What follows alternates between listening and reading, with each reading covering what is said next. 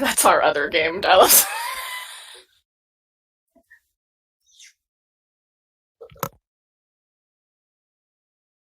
Hello, hello. Welcome to our stream tonight. We are very excited for the material we are going to cover. We will see if everything gets derailed. It might. You never know. So, just a friendly reminder that while we are proud of our product, we must admit none of us are actually in a professional recording studio. We are recording on a myriad of devices and internet qualities. Please give us patience if there are technical difficulties and or interruptions from pets and toddlers. We love all of you and hope you enjoy the show. So before we jump into the game, we do want to make sure to go around and introduce everybody, all the voices that you'll be hearing. This is Anna. I am a co-DM and will be running the session.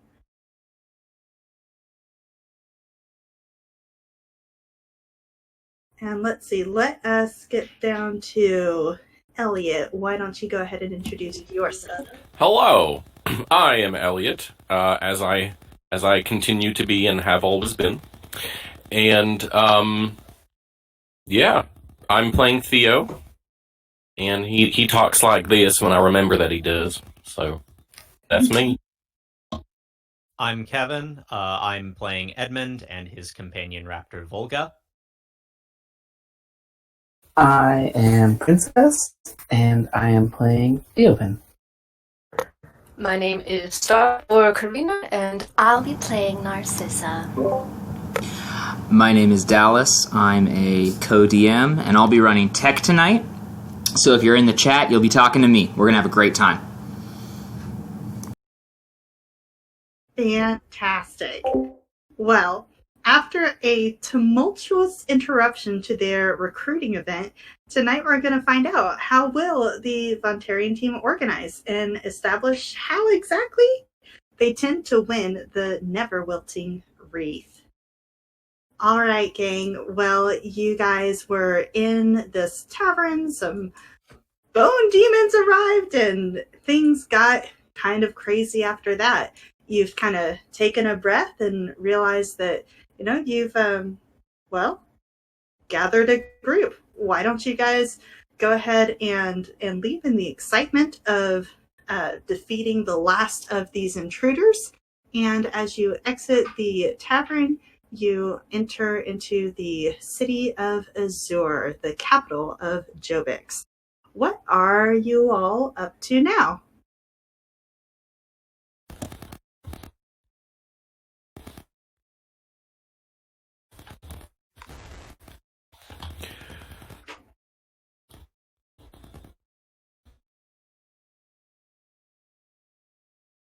Good question.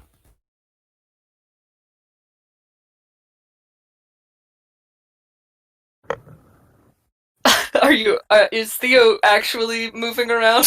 Oh yes, he is looking at everything. Okay, fantastic. He's fascinated. He has not been to many cities before, so this is a little overwhelming for him, but that's okay. He's fine. He's just really excited. Anna, was this the tavern that we just left? That is correct. Yes. Okay. You all are just in front of the Whirlgin Hall. Excellent.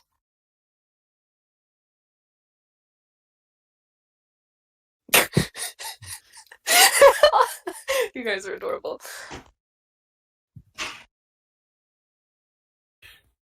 Does anything in particular catch our interest about this scene? That is such an excellent question. You may, of course, roll perception if you would like the general lay of the land. Very good. Mr. Sniffy over there. Perception. Mr. Sniffy. Well, that was an 8, but I do think that I have... Wait. I'm pretty sure I have advantage on that. I do. I have advantage on perception checks. So I'm going to roll again.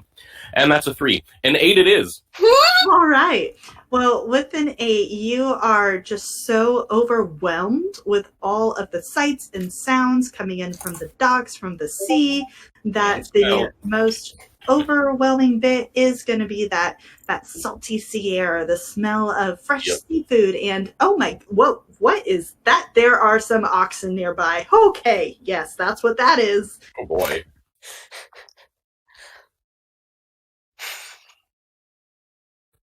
So, where do y'all think we should go?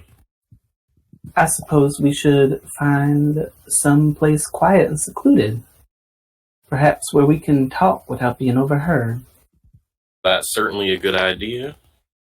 What direction might we go in order to find a place like that? Now, I don't know. I have never been to this town. East is looking promising if this map is any indication. I don't really know though. Perhaps one of our companions is more familiar with the town. This gentleman looks like he may be more familiarized with these urban environments. This person? No, I'm talking about the friend in our party. I'm gonna look to Edward. Right. Something. I've forgotten all of his million names. Yes, my friend. I have been here for some time. Let us see. You are not wanting to be overheard? That would be preferable. Well, seeing the chaos that was caused just inside in such a place, I would venture that any of these buildings may be filled with ruffians of a similar nature. That would not be your goal. I expect not. Indeed. Do you have any suggestions that would meet our needs? Well, let us think about this strategically. Very well. If the insides are filled with who knows what that could intrude at any time, then perhaps the outside is where we will best find our way. What do you think about finding a nice tree or a shaded area to keep us out of the summer sun? A lovely idea. Let's get us out of this filthy town. Theo heartily agrees. In what way does Theo heartily agree? Whichever way you want him. Clinking? Is there clinking of chainmail? Thinking. Is his tail wagging? Oh yeah. I mean, it's almost always wagging. To be fair, but yeah, it is a little bit of prancing, maybe. Definitely. Yep. Front paws where he's sort of bouncing back and forth. I found my keys. Just really to the word tree, and one thing led to another, and here we are. You see Paisley walking out of the tavern and joining you. Sorry, did I miss anything? Nope. We were just about to head out. Oh, wonderful. I look forward to our adventure.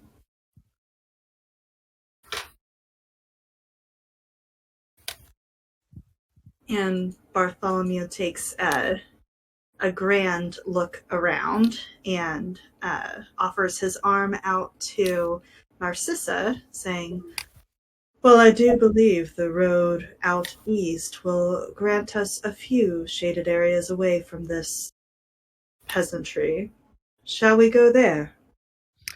Narcissa will put away the appears to have been a nail file made of diamond that she was preening at her nails with, and take the proffered arm. If that is the direction that you think we should go, then let us be off. Indeed. And he nods and starts walking over towards the east.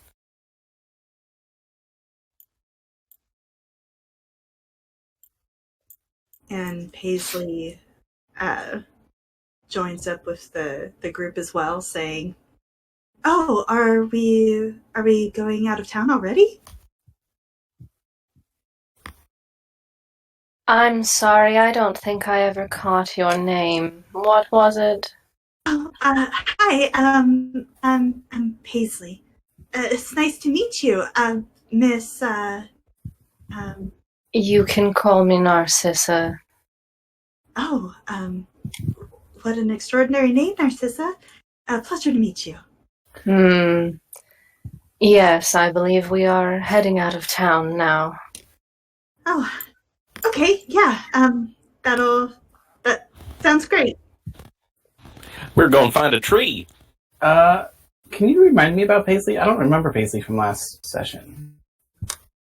Paisley is a human sorceress, and she was playing chess in the second story. Right. Yeah, okay. She's the one with the mage hand, right? Or yeah. Hand thing. I remember now. I gotcha. I'm following. Yeah. Great. I just didn't want to. I wanted to make sure that we weren't getting tricked by someone just following us who we don't know. But all right, great. Let's do it. Let's do this. Let's go then. Excellent. And Bartholomew continues to make long strides. Very long. Very long strides. He is a large boy. So as you're walking out of town, you see the hustle and bustle of the seaport and the peasants walking to and fro with their oxen, their hay, their general merchants for sale. Oh, sorry, Narcissa. While we're walking through, can you tell me a little bit about this town? I see that it's got a port here. What body of water is this? Excellent. Go ahead and make a history check just for the area over here. Sure. Oof. Not great. That's a 9. Okay. Well, with a 9, you do absolutely recognize this area. I mean, it is the patron city of Jobix, Azure, the capital, their pride, their joy, and it does nudge the Catal Ocean, which has the main bay, the main port. This is where their imports and exports go, and it is everything in Jobix's success depends on this. Okay, so this is the port that has access to not this continent. Yes, there are other ports, but this is definitely the main one. All right, and is it poppin'? It is kind of more in the mid-May.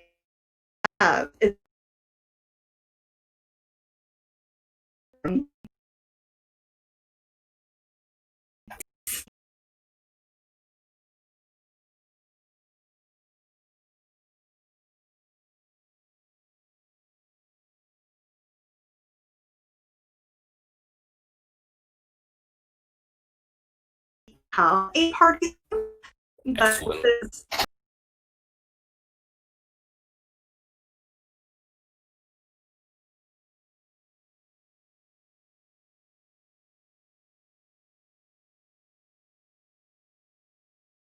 walking around, it's the metropolis.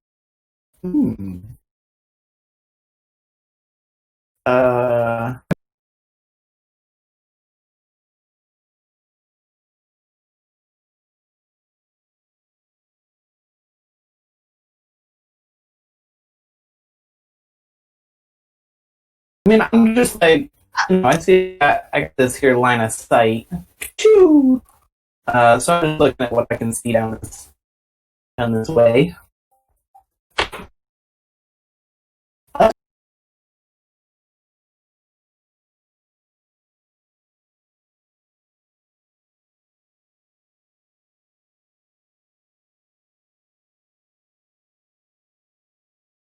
boat.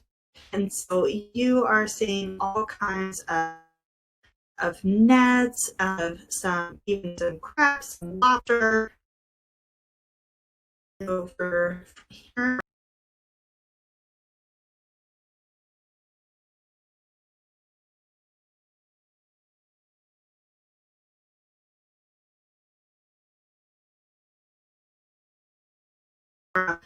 Their content coming in specifically for the things that. Ooh.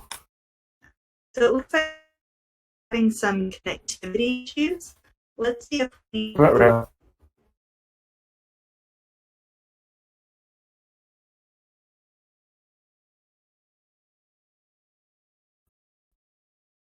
Wouldn't want folks to miss these dope lore dumps. we're just pausing suspense. We should be back up, but we're going to wait for some verification. Let's see. Let's go ahead and just keep talking so that people, Dallas, can hear whether or not we're still going live. So Sure. What sort of things would you like? Oh, we're back now. Yeah. We made it. I can always start talking about Phantom of the Opera and see where that gets us. Sure, yeah. I'm here for it. I'm ready to listen. That's going to be past the point of no return. I'm going to have to ask you to not on that one. Yeah. Thank you. We might never come back. We'll think of you fondly. When we've said goodbye, but only then. So, like, save it till the end, guys. Oh, this is too many notes for my taste. Let's get back to Too many notes for my taste. Yeah. Carlotta's a dream roll. I'm just going to throw that out there. The recording was not interrupted, but for the benefit of our live audience, we'll go ahead and have our dear friends. Eowyn is checking out these mysterious-looking boats just because, hey, there's some boats over there. What's up? Are they mysterious looking? I mean, they're boats. I certainly think that in the right lighting and the right wind, any boat can look suspicious. All right. But this is a sunny day, so these is just trading boats. We have a fishing boat, and then we also have a foreign boat, probably coming in for some of Jobix's exports because it is currently empty. You do see the crew for both of these ships nearby. The fishing being unloaded, and the larger foreign ship, there's no activity right now. They appear to have already been in this dock for some time. All right. And that's what's going on within their boats. Thanks. You're welcome. That's all I got. Let's see. Any other questions or observations before the party follows Bartholomew out of the city proper?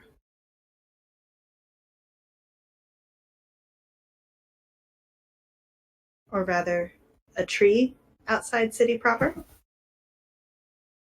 I think that's a negative from the player's side, Simon. Excellent. Yeah, in Edmund's mind, the less time we spend in a city, the better. Everyone, stand still. Oh. I'm seated. Do I need to get on my feet? Oh. Yes, actually. All right, I'm up now. You need to All right, get I'm up. on your... And I'll never sit back down for the rest of the... Oh dear. Just kidding. Just kidding. This will be exhausting. I'm Uh-oh. sorry. Oh, I'm exhausted already. So Oh, I'm sorry. No, it's fine. We'll just need background music. Do do do do do do do do do do do do. 10 points to Gryffindor if you know where that song comes from. I drink of Jamie. But you're not Gryffindor, so no points for you, I guess. Gryffindor then. Minus 10 points to Gryffindor because you got it right and you're not Gryffindor. No. Okay. So, Am I correct in assuming that this would be like a grove of trees or some such? Absolutely. So this is kind of a raised area. It does have some really good shade, some trees. You also see a cluster of trees here, here, and here. And Bartholomew walks to the center of the road and spreads his arms out, which is a rather impressive. No peasants around here. We should have whatever privacy you need to discuss your affairs. I mean, can we see this fella over here? Not from where you are. Theo just beelines it for a treat. Do you need to take a whiz, Theo? Is that what's going on? No, he's just excited. Oh, okay. Alright, that's... Can you tell me a little bit about where we are? How far did we walk? How big is the town? How far out of the town are we? You are outside of the town by about quarter of a mile. After the official border of Azure ends, it pretty much just goes back to the wilderness. In between the cities, the world is wild and not kept up with well. I mean, the roads are just dirt and stone. They're not watched. They're not patrolled. And so, as soon as you leave the city, well, this is what you can expect. This is civilization out here. Great. But no, this raised portion was covering up the person over here. However, Theo, if you are up here in the trees, That is correct. that is someone that you could spot quite easily. They're not hiding. Do I need to roll anything, or is it just like super obvious? Super obvious. They are just standing there. What? What do you mean just standing there? Are they doing anything? No. They are standing there. They seem to be daydreaming, just off in the distance. What do we see when we see this person? When you see this person, you see a young human-ish person. Might be an elf, you're not quite sure, but she looks to be in her pre-teens. She has clean clothing, though it is quite common. She also wears a leather apron. Mm-hmm. A leather apron. Yeah. Like she's been doing like some blacksmithing or some shit. Can't tell. I mean, are there any indications about like what she's doing out here? She got any tools? She got like what's her hands like? Yeah, roll some investigation. Yeah, I can do that. I'm an investigator. Ooh, I'm a real good investigator today, y'all. That's a 21. Fabulous. So with a 21, you can see some recently disturbed ground behind her, as if something is buried. Although she has no soot or dirt on her, her hands are clean, and she looks like she's just gotten a little bit bored standing there. And who did she kill and bury just now? Gonna need you to roll for insight on that body. I can't wait for you to figure that out. That is the mystery of today, folks. Yeah, that's pretty sus.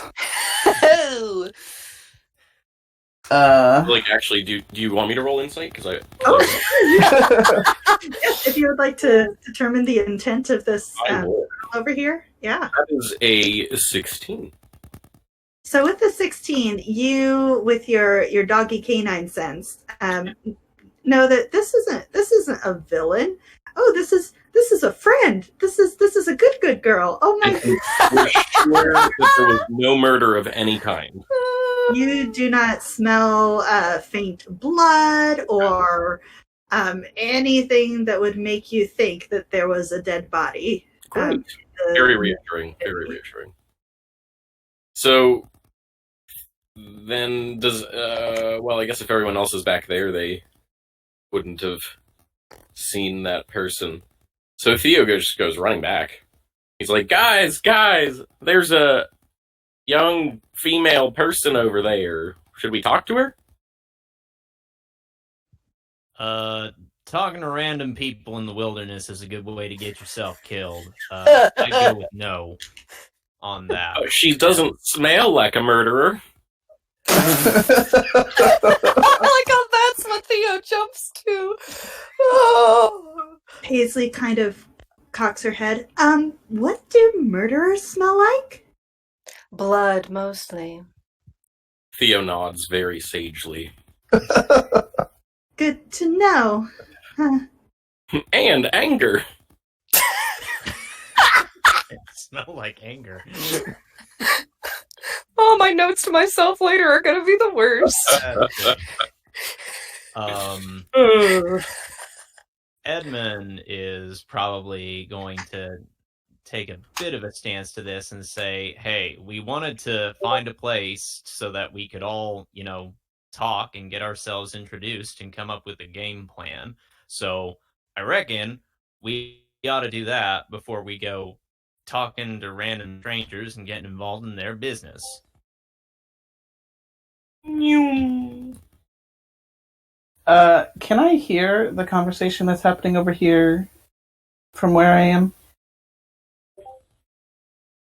Go ahead and roll perception. Just number to beat is 7. It's Cool. I mean, that's really what... shouldn't be hard. I beat it. Excellent. Yeah. That's really what I'm trying to determine. If we have a conversation over here, and it's a 7 to perceive it from here, and they can move up to here without being seen. Sounds like it's be really easy to drop out of character. That sounds like a risk, doesn't it? But in character, I just kind of stand there awkwardly because I don't know what to do about this problem.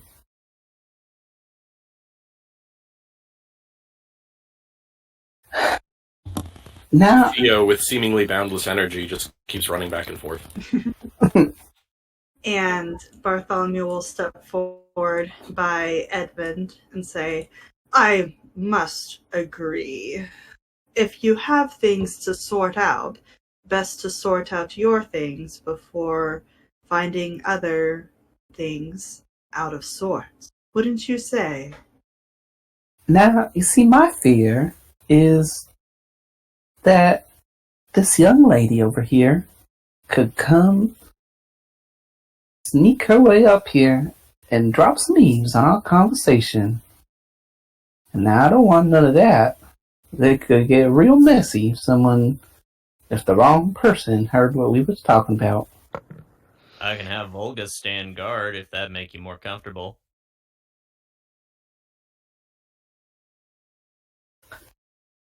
I suppose it might. Perhaps if we talk in soft like voices and make sure that no one comes near.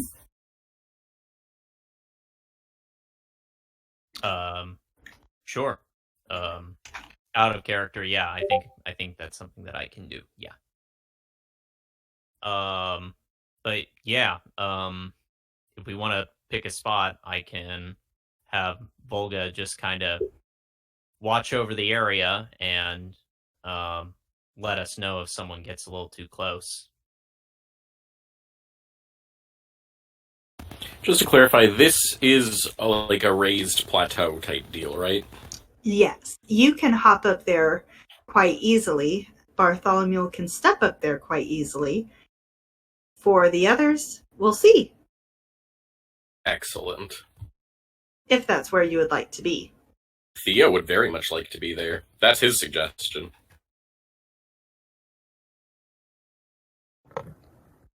Well, now I suppose we would get a real good view up there, but I fear we would be mighty close to that individual. We could just send Theo over there to talk to them. That ought to be distraction enough. I suppose so. Does Theo need to be around for this conversation? Theo, do you have an opinion about what we do next? Theo just kind of blinks. Narcissa turns and looks at Edmund. I mean, I'm more than fine, Edmund says. Just having our conversation here, unwrapping a little hardtack lunch over by this here tree. Oh, do we need lunch? I have snacks. Snacks? Oh no. Who said that? I did. Hello. And Theo. hi, Theo. We met, but it was under duress. I'm Paisley. Would you like a snack? Yes. Oh, okay. And she opens up her bag and produces some pastries. Which one would you like? I have apple and cranberry and raspberry. Theo just nods. All right. And she kind of hands out, but then looks to the ground and says, "Well, how about I just set up a picnic then?" And she follows, or Paisley follows, the elderly person over to the tree line and sets out a her scarf blanket with the pastries that she described. They're about the size of palms. She has about 2 dozen. Edmund, For Theo or for the group? That is the question, isn't it? She says, "Now these are meant to share, sir, boy, dog. What is your name again?" Theo. Oh, okay. Well, these are the snacks I brought from home, Theo. I think we should share, though. Right? Theo sighs and nods reluctantly.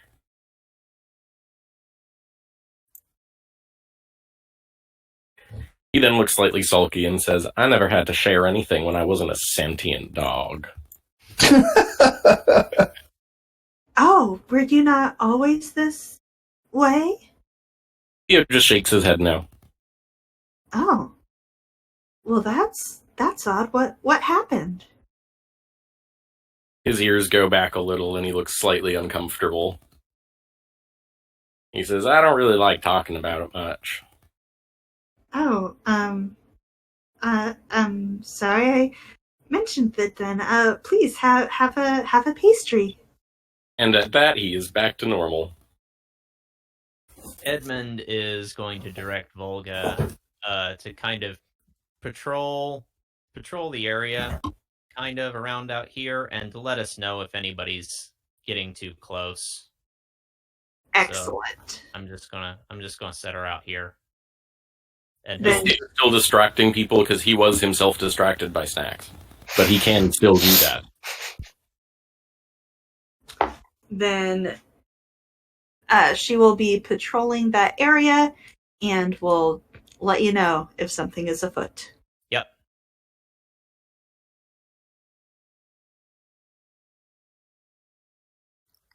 And I've gone ahead and moved in a way that I can see this person. And I want to post up there and kind of, unobtrusively, just kind of keep an eyeball on him while we're talking. Notice that she has sat down and is picking at grass. Great. Yeah, we're all just vibing out here. No stress. Just snacks. Just a group of new friends out for a picnic. No secret meeting here. Theo said loudly to the world.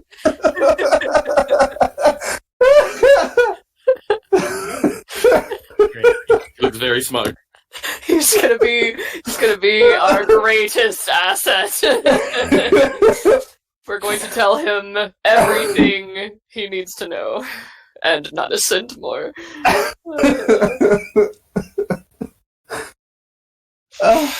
Paisley pets her and says, "Well, secret meeting is. Are the games really so dangerous? We're talking like we're spies or something." You're always being watched, darling. Oh. And Paisley looks around very suspiciously at the trees. Well, now, I got some news to share with y'all that could perhaps lead us down to being perhaps some sort of spy. Now, I ran into a fella out there in Rentogia, and he told me some about the business that they're up to up there.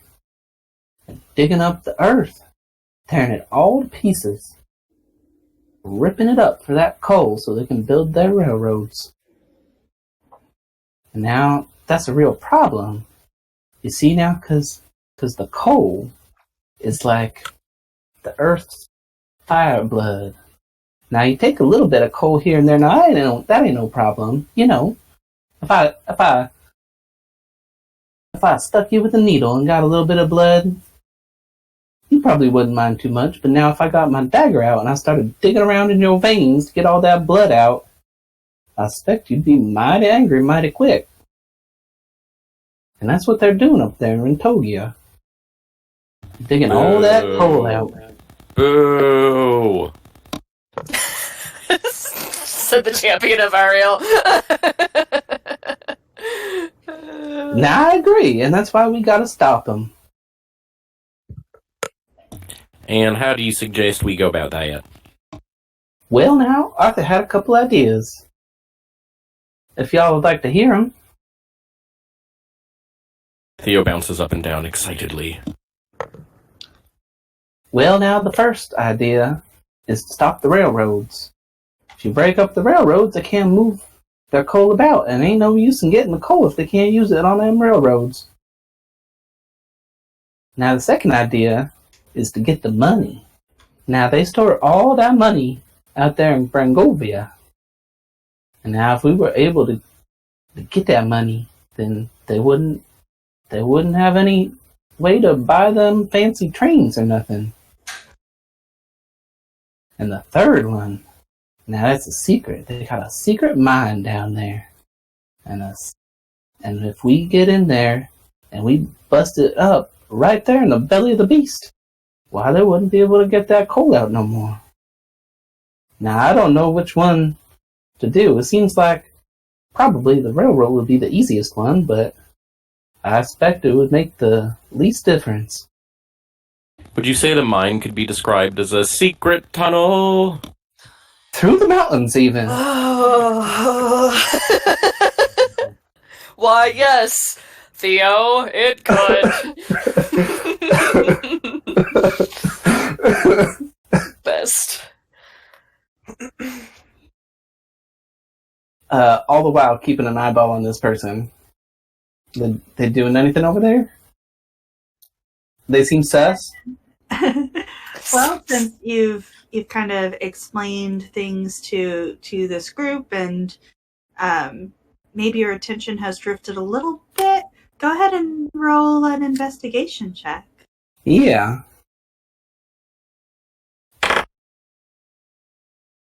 That is a 9. And the time you were talking, the girl stood up. Oh. And then she sat down again. It lost her. Dang. Yeah, Very sus. she's definitely faking tasks over there. Obviously. Why would you move like that? You don't move like that when you're doing tasks. My bar has not gone up at all. What about like our group? When I said that, I mean there was a couple of like vocal responses, but like how did folks take the idea? Particularly, I'm looking to Bartholomew with his class privilege. Bartholomew has crossed his arms and said, well, a railroad, gold, and a secret tunnel. These things sound like more fun than I've had in years. Well, aren't we just stepping into an adventure? I suppose some of my services could benefit our motherland, especially if they have become too greedy in their searches. Is he lying? Insight. 15. You sense no deception, but you can tell that he is highly amused by the idea.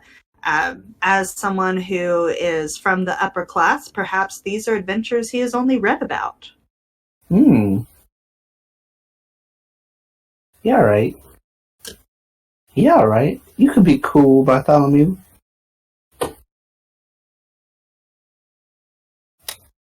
Well, which one do y'all think we should start with?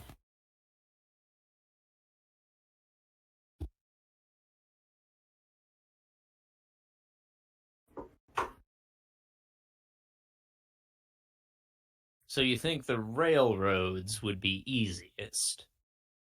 I expect so. I expect that messing up some railroads would be a lot easier than breaking into a vault or getting all the way up into a secret tunnel underneath the mountains. And I suppose the idea here is also to not get caught doing any of this. Well, now, I'd rather not die yet, but you do you. Just saying that complicates things a little bit.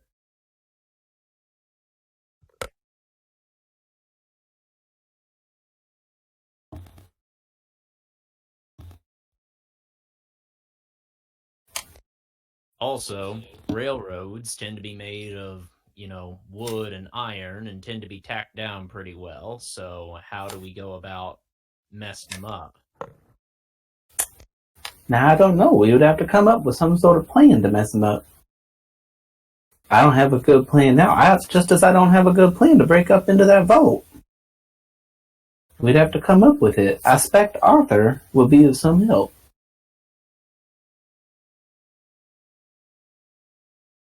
Ruining a railroad is likely to take much time.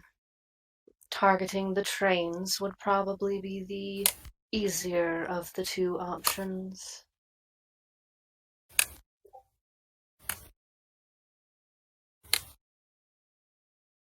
And Paisley kind of steps forward and says, now, you said this is similar to spy work. I mean, is it really so bad to build a railroad? I mean, I understand the Earth is important, but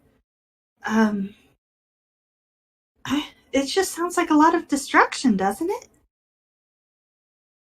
Destroying the railroad sounds like a lot of destruction, you think. Now, how do you compare that to the destroying of the whole Earth, digging up mountains? I expect that there's a lot more destruction if we don't stop them than if we do. The whole Earth? A great portion of it. Wow. And now, let me tell you something that I suspect. Remember them bone demons that we just went and fought in that cavern back there? Oh, I didn't like those at all. No, I didn't like those one bit. Now I suspect them bone demons are part of the earth fighting back. Just like when you get sick, your body fights back against the illness. And now this earth is getting sick. It's getting sick with us. And it's going to start fighting back real soon.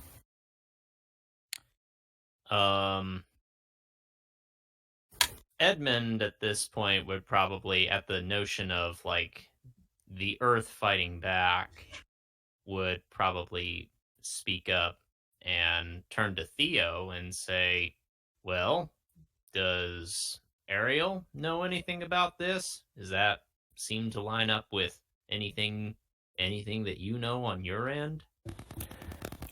And what should I roll to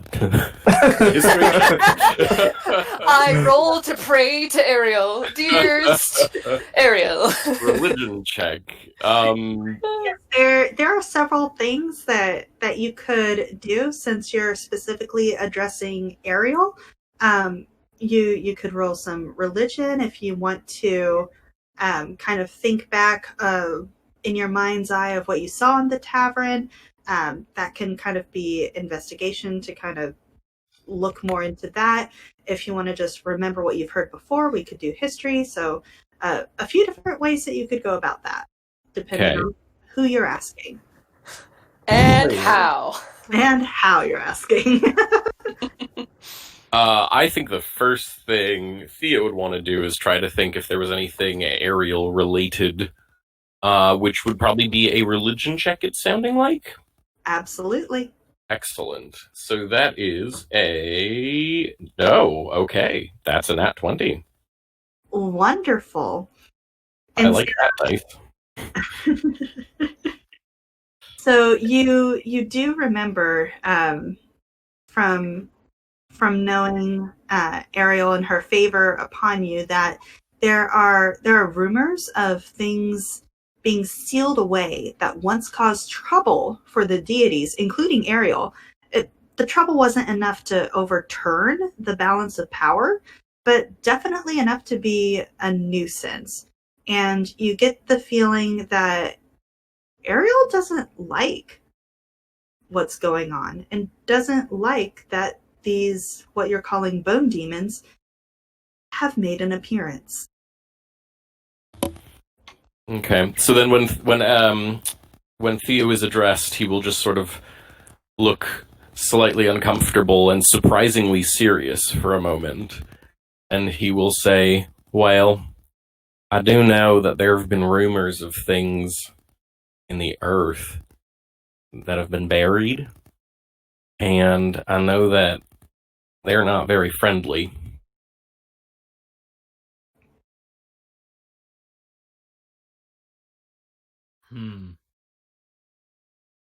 So could all this meddling by Rintogia into the coal and into the earth be what's releasing these buried things? That does seem like it could be the case.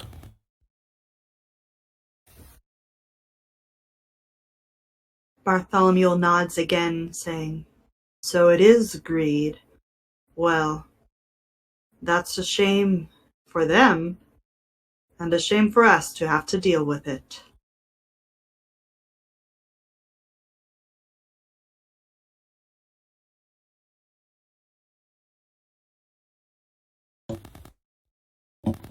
Now, I suppose if we're all of the same mind that we mean to stop them, I suppose we don't strictly have to choose which course we take before we go up and talk to Arthur. They might have some more knowledge. Yeah, you mentioned that character before. Who is this Arthur? Now, they're a fella that I met up there, and they've been working. They're working on them railroads. They've been working as an engineer. And now they've been treated dirty by that corporation, by them Rintogians, and they've decided to turn and help me take them down. They're the ones that told me most about what they're doing. Well, sounds like we need to meet him then. I expect so. Where'd we go? We go north.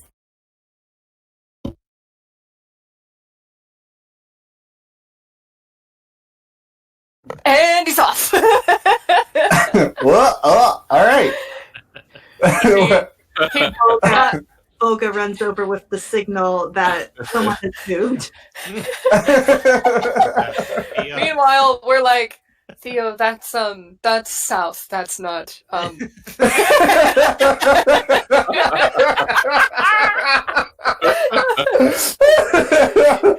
picked a direction and took off. So, honey, we appreciate your enthusiasm, darling boy. Who's the goodest boy?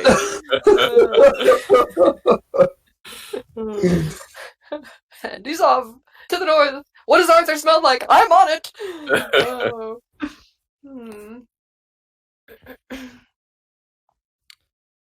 All right. Well, I suppose we're all fixing to go up north together. A little bit of a look at Theo at that. Not sure what that's lying, good sir. He probably asked, now, is there anything we all need in town before we get headed up that direction?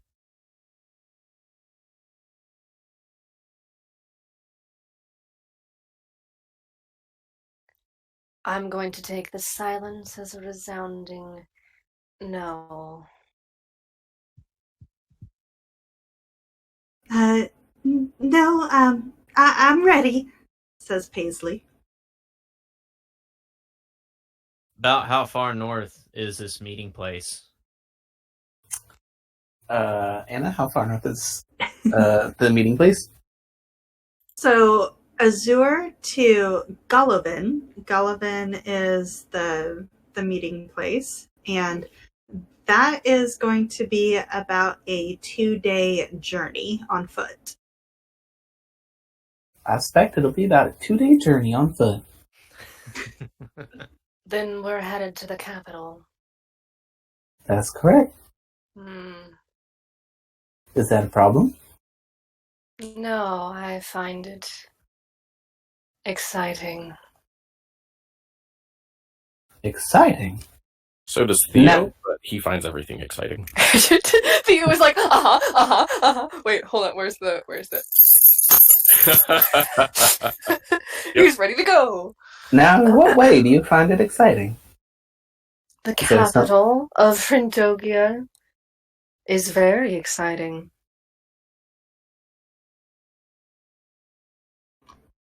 That sounds like you have some personal experience. That's because I'm from Rintogia. Ah. Do you have friends up there?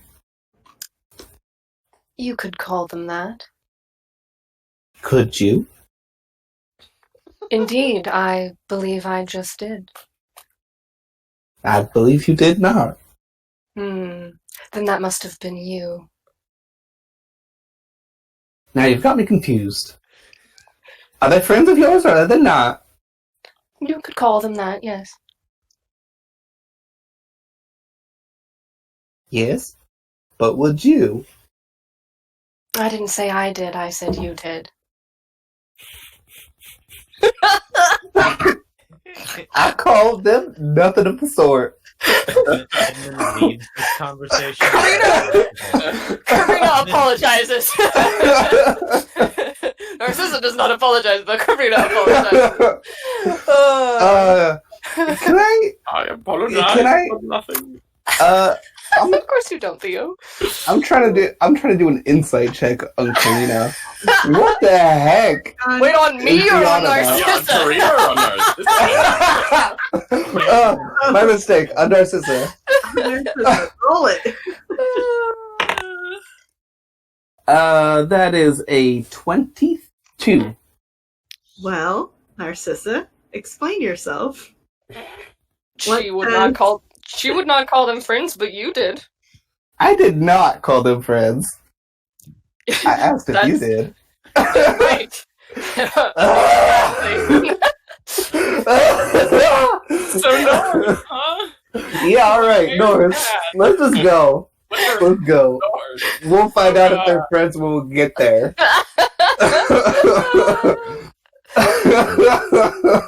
Theo looked very stressed.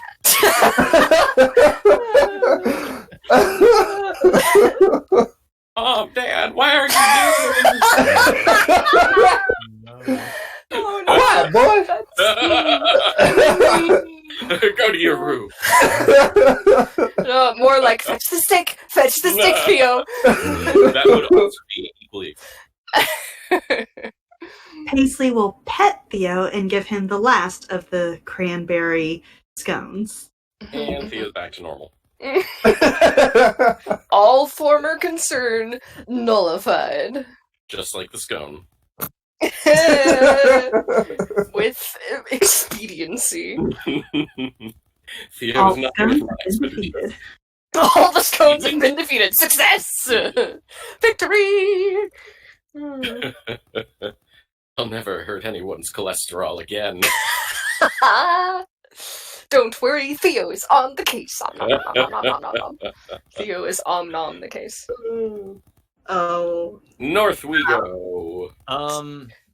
Looking over at this little elf girl over here, is she doing anything different than anything we've noticed before? She's been Secretly pacing the back and BBEG.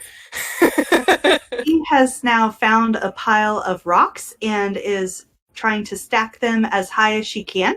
She gets about 7 to 8 rocks before the statue topples over, but she does try again. That's impressive. 7 to 8 rocks is impressive. Just gonna throw that out there. Like, Very sus. Yeah. Very. BBEG! Right there. Edmund will probably turn back to the group and say, do we want to figure out what their deal is, or do we just want to head up north? I don't care. Edmund would mutter under his breath, figures. What would give you that idea, darling? But he's not very good at muttering it under his breath. So Right. Okay, in that case, Narcissa looks at him and goes, I don't really think it's advisable to talk to strange beings in the wilderness. But I'd she be could partial be to a agree friend. with you. what did you say, Theo? She could be a friend. She could be your friend, perhaps. Do you want to go talk to her, Theo? Theo looks undecided. Because on the one hand, new friend. On the other hand, current friends. That made me go.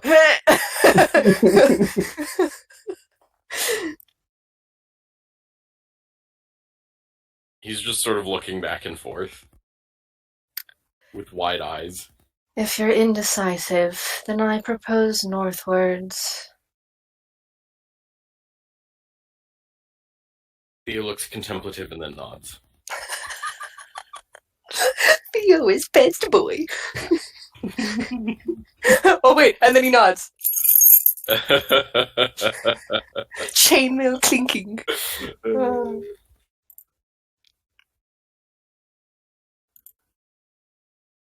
So, north? North. To Alaska, we're going north. The rush is on. Sorry, that's completely. Who would like to determine if they know which way is north? Well, Theo clearly doesn't. Karina was partially kidding. I'm sorry, Theo. So Edmund would probably, now that we're... so a couple of things that Edmund would do. One, he would look over at... just looking over, does everybody look like, they're ready for a 2-day journey on foot? Like, do we have, like, bedrolls and, like, classic, adventurer things? Because, like, this lady over here is just in, like, a red dress. So, this is, like, a bit of a hike. Edmund has his doubts. Uh, Concern. we need a picture of Edmund doing the concern. Very much that. Looks over at woman in thigh-high boots. You know, Concern. Yeah, we're in for like 2 days of just overland hiking. Like, there's not going to be like any taverns or beds. We're just kind of on our own. Bartholomew takes off his hat to you, and you see him carrying a suitcase and says, "Well, I always dress well when I travel, but I assure you, I am ready for the road." Very well.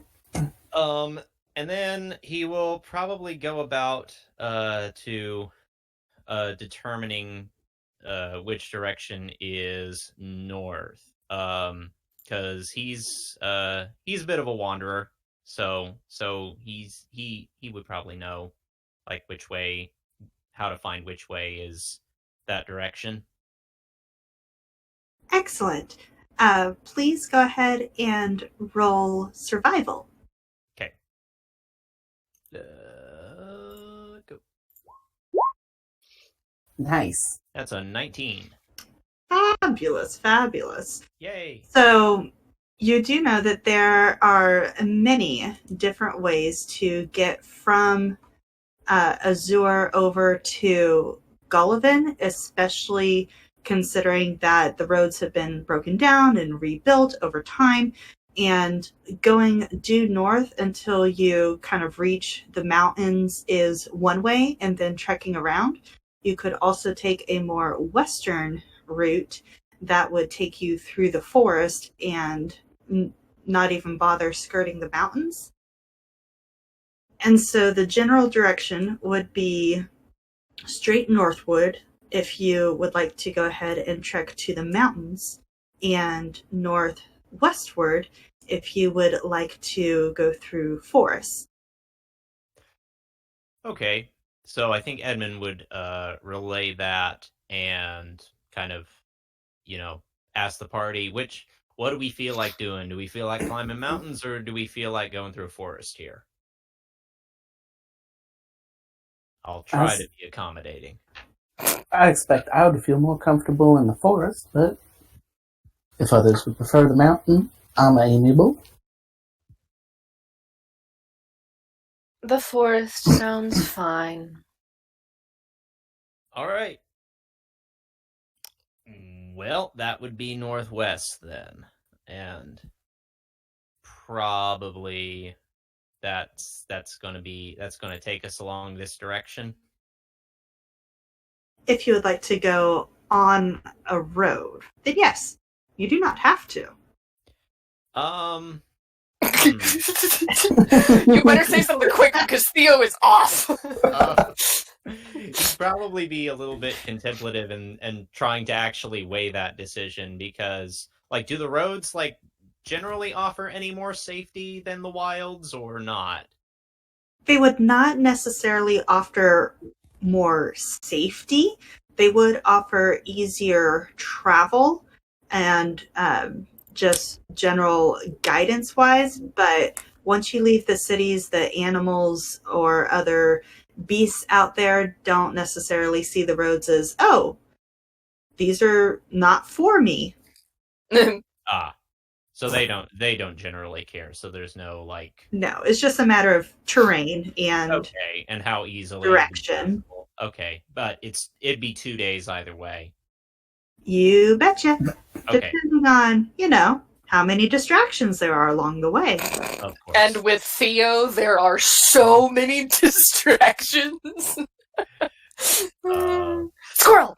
Sorry. I was just about to say that. Probably looking around at this group, Edmund would probably say we probably ought to stick to the roads first.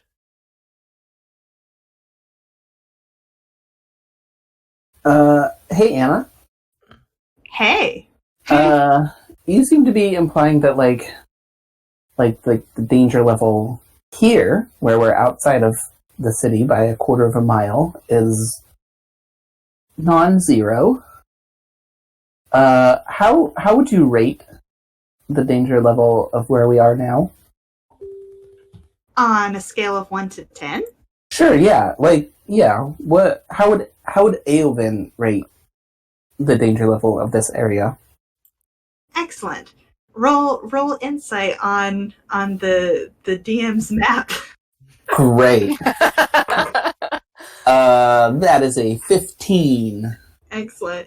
So from your many travels, you've gotten pretty good about picking up the vibes of the road. And Road vibe. road vibe, Road vibe check. you get the feeling that it truly is, once you leave the cities, the danger level is pretty much all the same, unless you're getting into the real inner swamplands of Lepkit, or the deep barren waste of Vontaria, or the actual mountain uncharted areas of Rentovia and Rangovia. Those places are going to be significantly more dangerous, just because maybe humanoids just haven't been there. But the wilderness, the roads, anything outside the city is pretty dangerous. Okay. So like a pretty high risk for a single lonely teenager. Yep. Yeah, all right. I would like to check on this young lass over here before we go. Just make sure she's doing all right. Suit yourself. Narcissa definitely looks over at Edmund and is just like, yeah, this seems like a bad idea. It's like that face of, but you don't talk to strange things in the wilderness. As I'm walking up, I would like to do some uncanny insight. Oh, fabulous. Just gonna stand way back over here. Nah, you gotta save me if I die. Nah, if we're traveling as a party, like No. I got a 19, and that is a contested against their deception. Excellent. You sense no deception as this large group of people approaches this girl whose pile of rocks kind of knocks over again, and she looks up and is thrilled beyond belief, and you sense that she is just so excited, and there's no malicious intent there, and she calls out, "Oh, silver for your fortunes! A silver for your fortunes! Come all to the marvelous machine." Excuse me? You doing all right out here, honey? Yes. I'm sorry, I wasn't paying attention, but yes. A silver for your fortunes. Step right up to the marvelous machine. Now, I expect my fortune's worth quite a bit more than a silver. What game are you running out here? Well, it's like magic, but unlike any magic you've ever seen. I have with me today a marvelous machine, and for only a silver, it will read your fortunes. Is this a trap? Are they trying to trap me? Wait, are you saying this in character or not? No. I'm saying this to Anna, the DM. You have rolled insight, and you sense absolutely no deception in this girl who is very excitedly telling some machine. Now hold the phone, because what I actually did was uncanny insight, which gives me advantage on the next thing. So was I successful the previous time? Absolutely. All right. I mean, would you like to? All right. I mean, okay. Would would anybody like their fortune read? It is truly a marvelous machine, unlike any wonder you have ever seen. Thea would like to smell this machine. Roll for smell. Smelshin? Do we see a machine? What an excellent question. Let's see what Thea rolls on that perception, and I'll tell you. That is a 13. So while you see no machine, whenever she talks about this marvelous machine, she is pointing to the pile of dirt behind her. And Theo, you can smell iron, and you're pretty sure that something is buried there. It's about like there. Somewhere. About right here. There you go.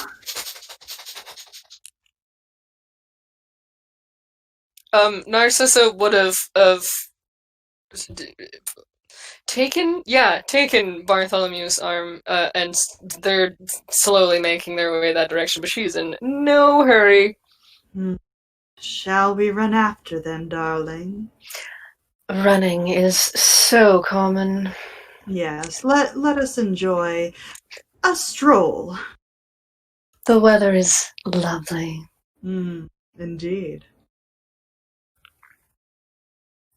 And That's it. I'm just letting you know that she is slowly making her way there, but like people talking to strange women in lakes, gonna be throwing around swords. I'm gonna stand over here. So the girl turns to Theo and says, "Oh, well, I've never read a fortune for a puppy dog before, but who's his owner? I can read your fortune or the dog's fortune, just for silver for your fortune."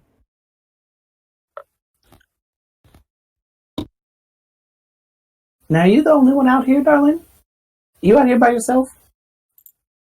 And she kind of starts looking at everyone in the party. Now, aside from us. But now, were you out here by yourself before we came up? No. My very large brothers just walked around the corner. They'll be right back. And with your insight from earlier, you can tell this is clearly a lie. She is alone.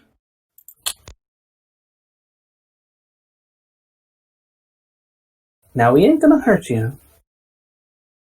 But I am concerned for you. There's lots of dangerous things out here, darling.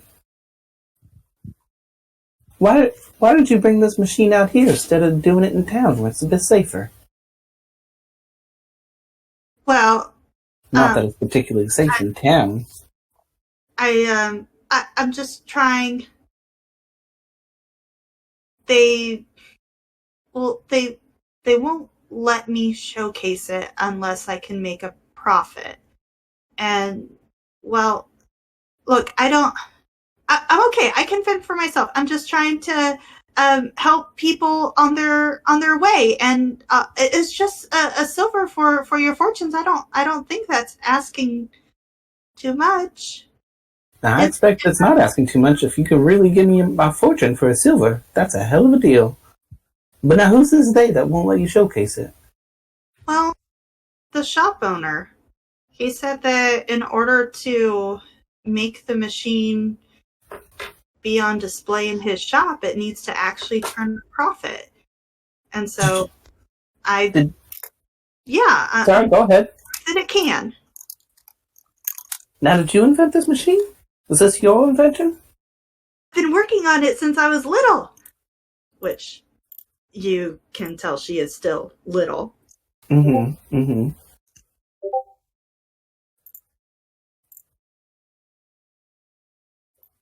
Yeah, alright. And I'm gonna pull out a silver, and I'm gonna toss it to her, and I'm gonna say, I would love to see this machine of yours. Oh, yes, thank you.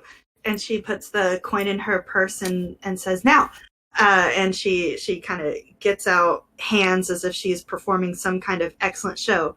Now stand back. The marvelous machine can be scary because you have never seen the likes of it before. And this is showmanship. It's not actually dangerous. You can tell that she is that is not, but what she's saying is not perhaps true. And so she looks at Theo and says, down boy, off, away, Come here now, Theo. Over here now. Good boy. Go ahead. So she kneels down, and with one hand behind her, you can see her operating a crank. And with the other hand, she is making motions to rise. And she says, now, from the depths of the earth, I bring you the most marvelous machine. And truly, out from the earth cranks up this machine with gears and wheels and turrets. If you could see the inside of a grandfather clock, it would look similar, only with about 10 times that amount of mechanisms. And it rises from the ground, standing about 3 feet tall. And she stands up and puts out both of her hands, displaying it, saying, "Behold, the marvelous machine!" What is it? Well, it is a mysterious device made from the iron forged in the best forgeries, and well, to be clear, I asked Anna. Oh, you asked Anna. Okay. I asked Anna. What is it? Roll perception, or actually investigation. Trying to, yeah. Dum, dum, dum, dum, dum, dum, dum, dum. That is a 12. It looks kind of like a pinball machine. A pinball machine? Stood upright. What's it powered by?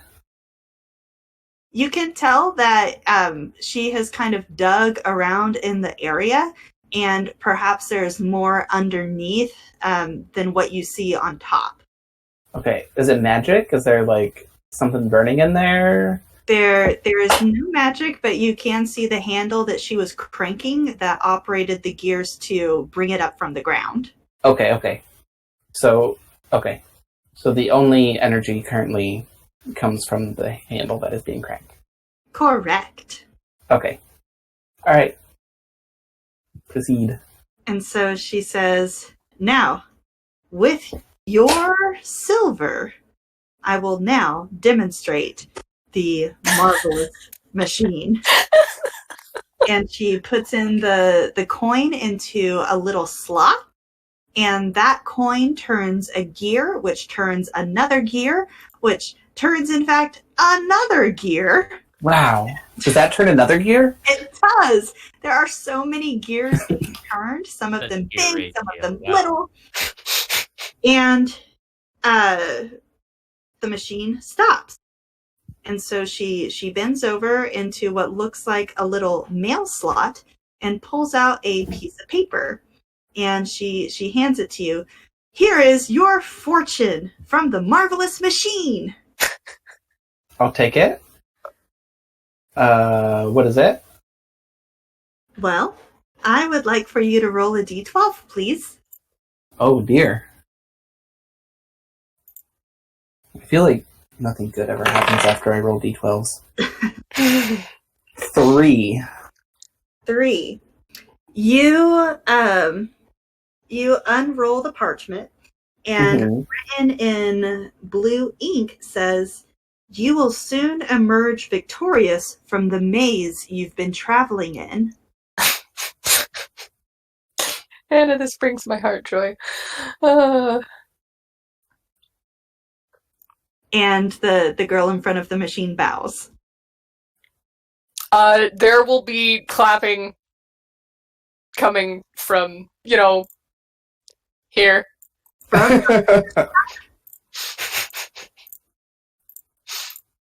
And the girl perks up and says, "Oh, thank you. Yes, would you perhaps like your fortune to be told? Only a silver."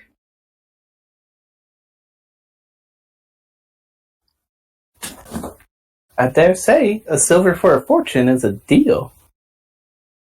Narcissa will let go of Bartholomew's arm and slowly move forward and actually look over at Theo and say, I'm really interested to see what the dog's fortune might be. And she will hand the young lady a silver. And so she beams, and you can tell she's kind of gaining some confidence. And this time she throws the coin up in the air, twirls around, and catches it in her other hand, and in one deft movement puts it into the machine. "The dog's fortune, you say? It can only be told by the marvelous machine." In goes the coin. Round go the gears. And out comes a message. She gets down on her knees and gets out a parchment and hands it to you, saying, "Well, your dog's fortune." Theo, would you like to know your fortune? Theo looks delighted. Yes, please. Theo, please roll a d12. Very well. That is a 2. Is it Narcissa or Theo reading this? Narcissa probably would have, I'm making the motion with my hands and you can't see it. She would have unrolled it in such a way that Theo would be able to read it, over where he is, so she would actually... Reading, that is a thing that Theo is very good at. Karina finds this hysterically funny, so...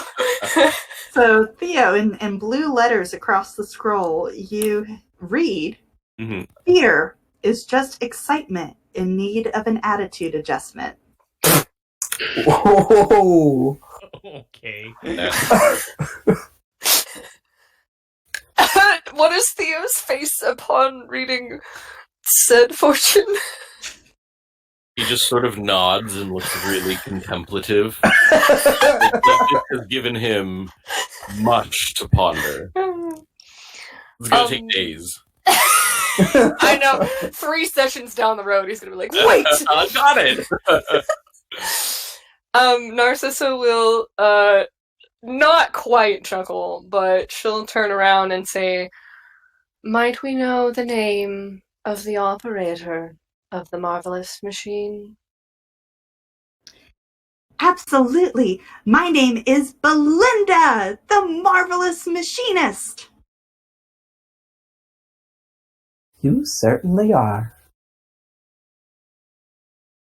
"Weary travelers, come one, come all. Anyone else a silver for their fortune?" You can tell she is getting pretty high off of this attention.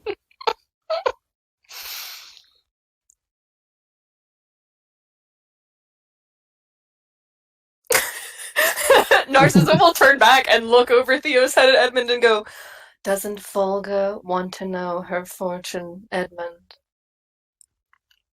I don't think either of us put much stock in fortunes, unfortunately. She'll toss the parchment your direction.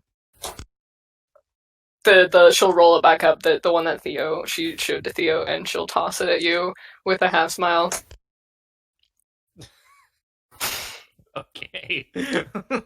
I'll hold on to that, I guess. And Paisley kind of steps forward and says, "Well, I think it's rather brave what you're doing out here. I'm not sure I buy into the fortune bit, but sure, this is a marvelous machine." And so Paisley will contribute a silver. With the machine whirring once again, they pull out a parchment and read Paisley's fortune, which says, The problem with resisting temptation is that it may never come again.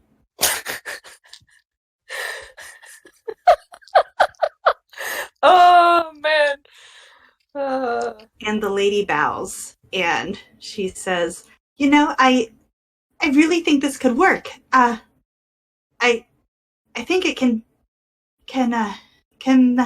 make a profit, and I could be in a shop, a real shop." I might suggest adding something to the beginning of your title, maybe Lady Belinda or Machinist Belinda. You might think on it. Oh, yeah, that's a great idea. I could come up with lots of names, and yes, I will think about that. Thank you. Stage names are very important, Belinda. What's yours? Narcissa. It's a lovely name. Thank you. Well, shall we go north, then? As she looks at the rest of you. I expect I'm ready. This enterprising young fellow feels safe and comfortable out here, then I suppose it's no business of mine.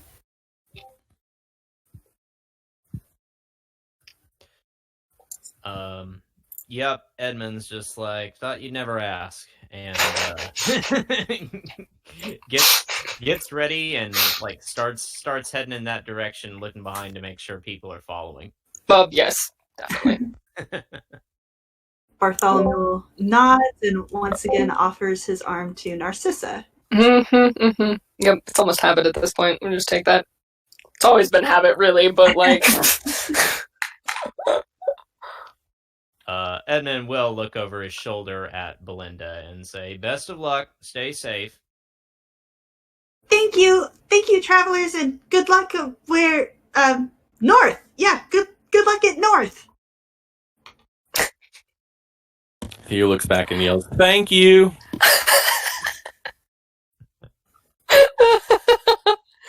Best boy.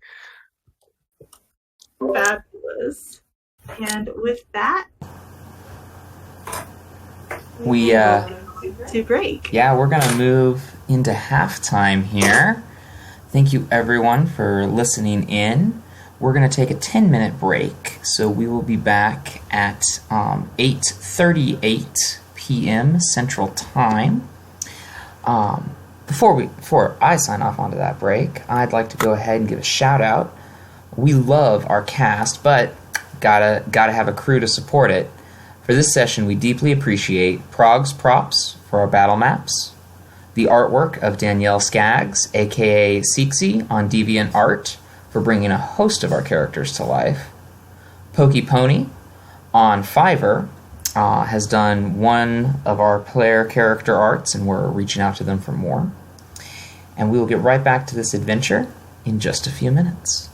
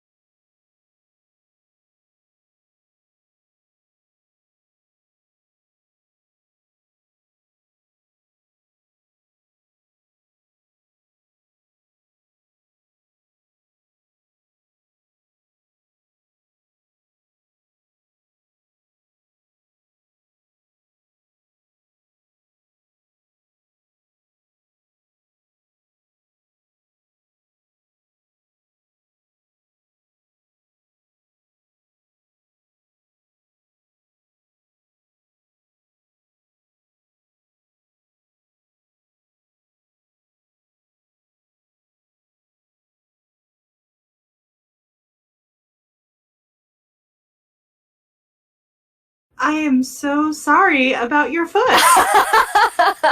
It's totally fine. It was too tiny of a piece.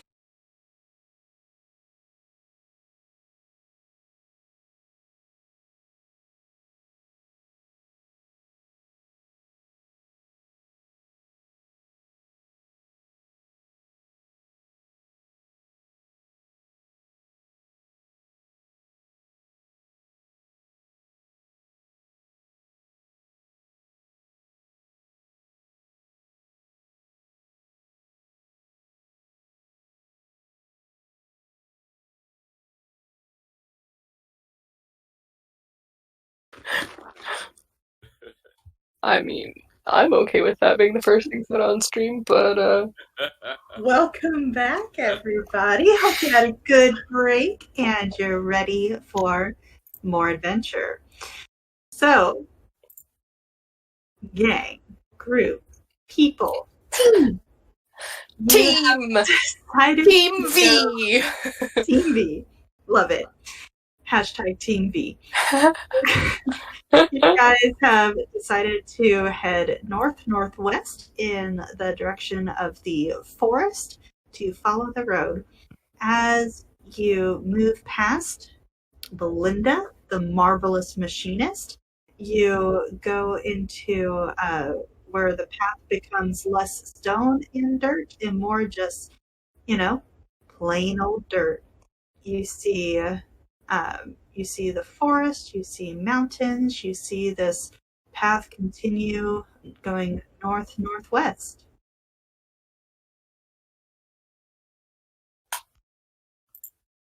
Can it be assumed that all of this is snow? It is spring, and so snow would be a bit typical, and so yes. Okay, because Theo wants to roll in it. It's doing that thing that like dogs do if they're not on a leash during a walk, where they like run off to the side of you and they're like going and roll around on the dirt or whatever, and then they'll catch up to you as you're like 10 feet farther, and then they go off again. You live with dogs, I see. Yes, I have seen a dog or two in action in my time. I know what Theo's about. It brings my heart joy. Paisley will use her mage hand to throw a snowball at Theo. Oh! He will catch it in midair. And I don't care if I have to roll for that, because I think that would be fantastic. She's got to roll to hit first! I actually have a skill that allows me to catch projectiles. I'm like, her trajectory is going towards you, but you do have that skill to catch things out of midair if you'd like to use that. I absolutely would. Hang on, I'm just looking at the... Do you have to make a dexterity saving throw or anything? That is what I'm trying to check. It's in the rules somewhere. Rules. I thought I had it written down on my character sheet, but I guess I don't, and I'm just not as prepared today, apparently. Oh dear. Well, how about for... Oh, I found it. It's dexterity. Oh, excellent. Okay, yes, then please. Yes. That is a... dexterity modifier... 13. Yes, with that, you are able to chomp on that snowball. X. Paisley's not the mean sort, otherwise it might have had a rock in it. Paisley giggles. Theo would have eaten the rock. Probably, help for digestion, right? Free rock! This totally beats whatever it was Belinda was doing.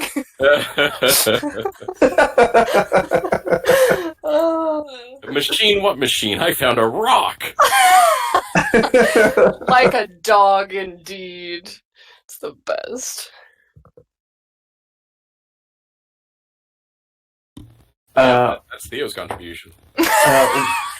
While all these shenanigans are happening, and also just like generally while we are walking through the forest, I would like to, Avon would like to keep an eye out for, you said it's springtime, so like new buds and things that would be, plants that have like medicinal properties that I might want to harvest.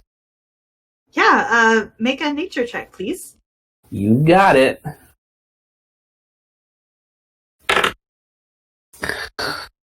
Ugh. That's a natural one. For a total of 5. With that, you see some plants over here that have bright blue berries, and you do recall a textbook saying that these berries are kind of like a natural stimulant, like drinking tea, and they will keep you awake. Great. I will snag some of these blue wakeful berries. Excellent. Make a note that you have them. As I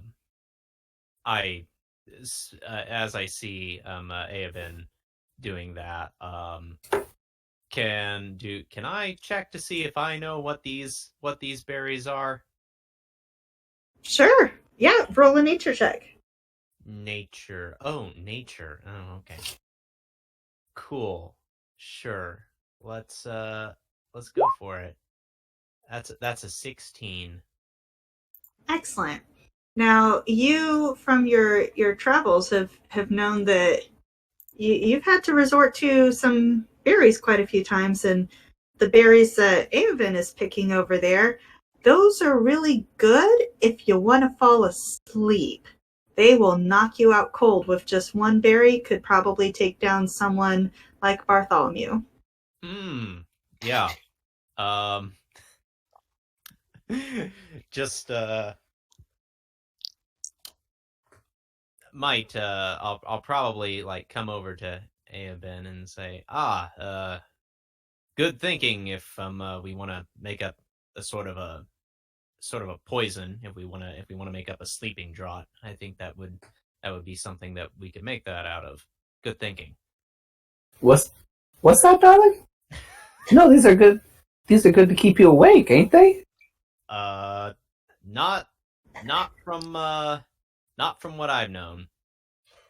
Those things will knock you out. Little blue zonkers, they call them. Really? Sorry. Well, I'll be darned. I thought they were the blue wizards. Oh, owie. No, that's a different shade of blue. Oh, well, shoot. I guess my eyes are getting tired.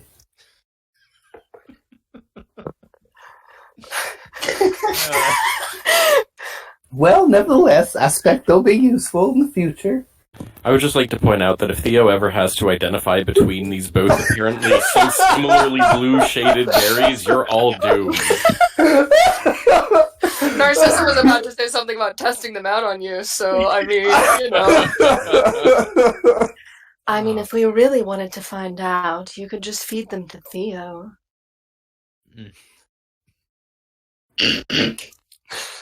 Do they have any effect on dogs? That's what we're going to find out, Theo. Now I remember. I like how Edmund is like, sus face. I need an Edmund concern face meme so bad. Edmund is concerned. Concern. Like, what's his Tadashi? Hold on, I'll find it. Keep going. This is great. Yeah. This is great. On that note, just kind of like getting a general feel for what the terrain is. Like I might be reading too much into the map itself, but are we kind of like in a recess, or is the road raised, or is it lower than kind of the surroundings? No, it's lunchtime. It's not recess. Yeah, you. You in following the road, it does go into a bit of a ravine.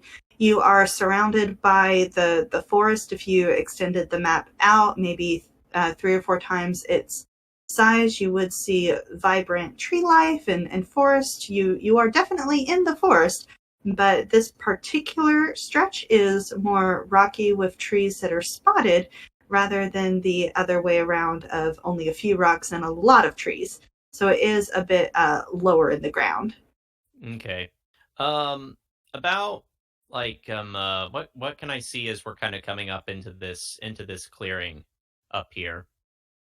Oh, that's an excellent question. Go ahead and roll perception for me, please. Sure. That's a 21. Excellent. So as you are coming up into this section, the walls of the ravine kind of flatten out. And so this whole area is kind of like on one level where you do see the path continuing along.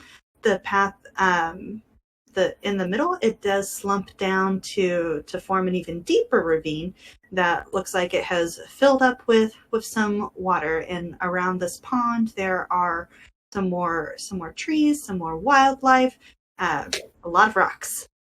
How deep is this water? You can't see into it, and it is pitch black.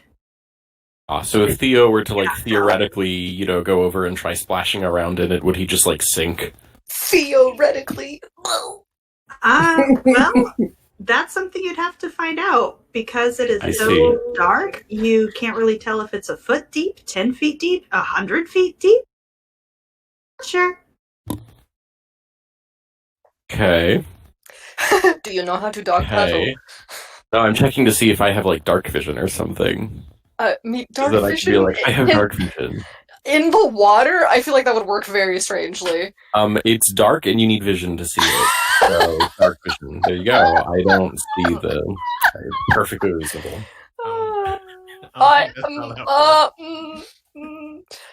Meanwhile, now the rest of us are concerned. Yeah. To use dark vision in the water, it's an interesting trick. You probably have to stick your head in the water, though. Very true. Theo will just sort of skirt the side and look very, very much like he wants to go in, and maybe at a different point in his life he would have, but he knows better now. But he wants to. It's very clear. There is no deception here. Yeah, I do kind of want to check out if this pond has a bunch of water in it that we can't see. The water is just pitch black? Yes. Okay.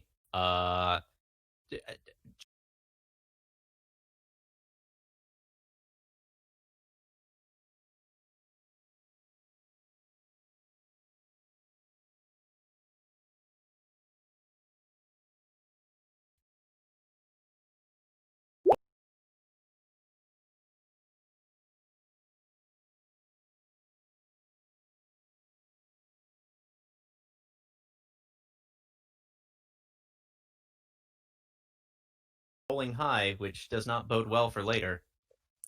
We rolled terribly at the beginning of the game. I don't know what you're talking about. That is a 13 for the first roll and an 11 for the second, because I have advantage on that. So. All right. So, Edmund, looking at this water, from what you know, it appears like it could be a natural crevice, but it does look like the water was pooled here.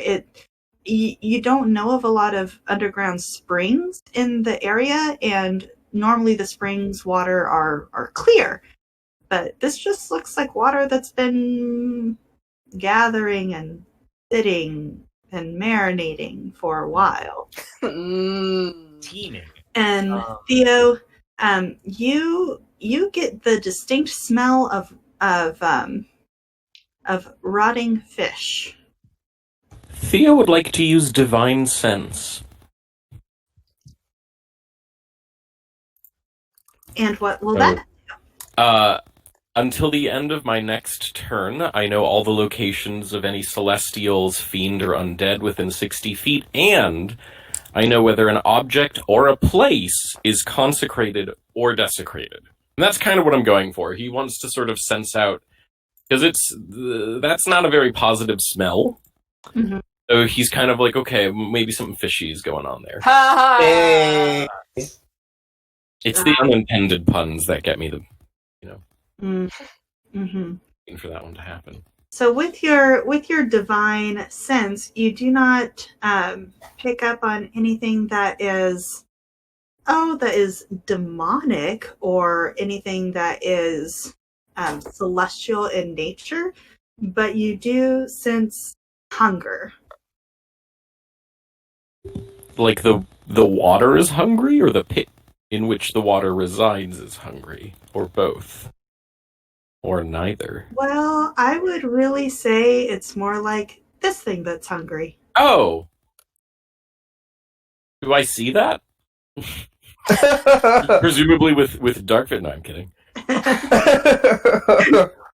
Well, as you all are sniffing around, walking around this pond, a creature emerges that looks like a horned fish, and it is growling.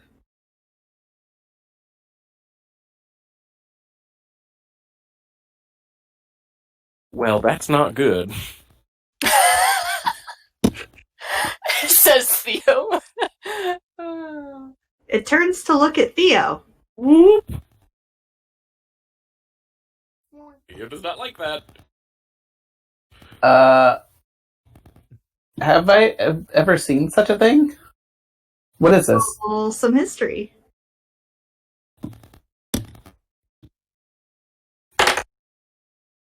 12. This looks like some lizard creatures that you've seen in the rivers in Vontaria. However, it looks like it's sick. Now that it's emerged, you can smell that fishy smell too. And normally they're blue. This is green. Is it like overtly hostile? It's licking its lips. I will take that as a yes. Okay, but is that a yes? Like what? Like, Oh God! Can it all right. water? It crawl out of the water. I'm going to cast Animal Friends on it. I assume this is an animal. It's a lizard, right? It is. Yeah, I'm gonna be friends with it. Excellent. Tell me what that does. Yeah. It does. I'm pulling it up now. It lets you convince that a beast that you mean it no harm. Fails a saving throw, a wisdom saving throw. It is charmed by me. Excellent. What's the number to beat for the wisdom saving throw? That'll be a 13. It does not beat that check. And so now this creature is your friend? Well now, you poor sweet thing. You look like you're in a bad way. It puts its head towards you and nudges your boot. My boot? Mm-hmm. You look hungry, poor thing. What do huge lizard friends eat? Presumably meat, right? I was going to say that. It is looking at dinner right now in the form of travelers on the road. Yes, it is a carnivore. Have we seen any woodland creatures? You have not so far, but roll a nature check and we can kind of see what's around the area. A natural 20 for a total of 24. Excellent. So you do know that dire wolves roam the area, as well as large groups of the wild lizards. You haven't seen much of the smaller wildlife, just because this is a particularly rocky area, but you get the sense that there's rabbits and foxes and and other smaller creatures like that. That's what's in the area. Okay.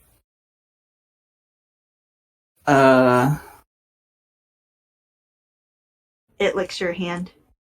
Yeah, I would like to pull out, I don't know, like a little piece of a tack or something that I got on me, and get a little something in its belly. It gobbles up the tack and makes yummy noises. Does this creature have to live in this water? How can we make it better for this friend? I wanna figure out how to help this friend. You know, aside from like, do we have to bring food back to them? Could we like go on a hunt real quick, help them out, help them get a kill? That's not us. That's not you? Yeah. Well, looking at this creature, you can tell that it is reptilian. It's amphibious, so that it spends a lot of its time in the lake, but it doesn't like have gills. Yeah. And so it looks like it's just kind of been here for a long time, and maybe just got stuck a little bit. Yeah. Did it make this little pond? Let's see. Roll an investigation on the pond itself. Yeah. Yeah. I'll do a little pond investigation. That's only a 9. Yeah. So you can tell that just like Edmund, not sure what was relayed or not, but it just looks like a very deep part of the ravine that has filled up with water over time. You can see some claw marks looking around from all the splashing this creature made when the water receded from his weight being removed, that perhaps they have tried to get out or expand it or something, but it's just here now. Yeah.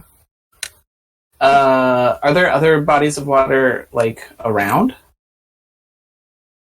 There is. Have we like passed similar such environments that such a critter could live in? Not yet. You do know that the ocean is southward, but as far as freshwater goes, you bet that there are other lakes and streams around, but not that you've seen. Yeah.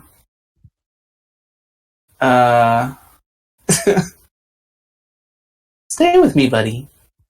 Hey, stay with me. Yeah, you leave them alone. They're a little bit skittish. Don't mind them. You just stick with me, all right, buddy? It sniffs you and nuzzles your boots again. Yeah, that's it.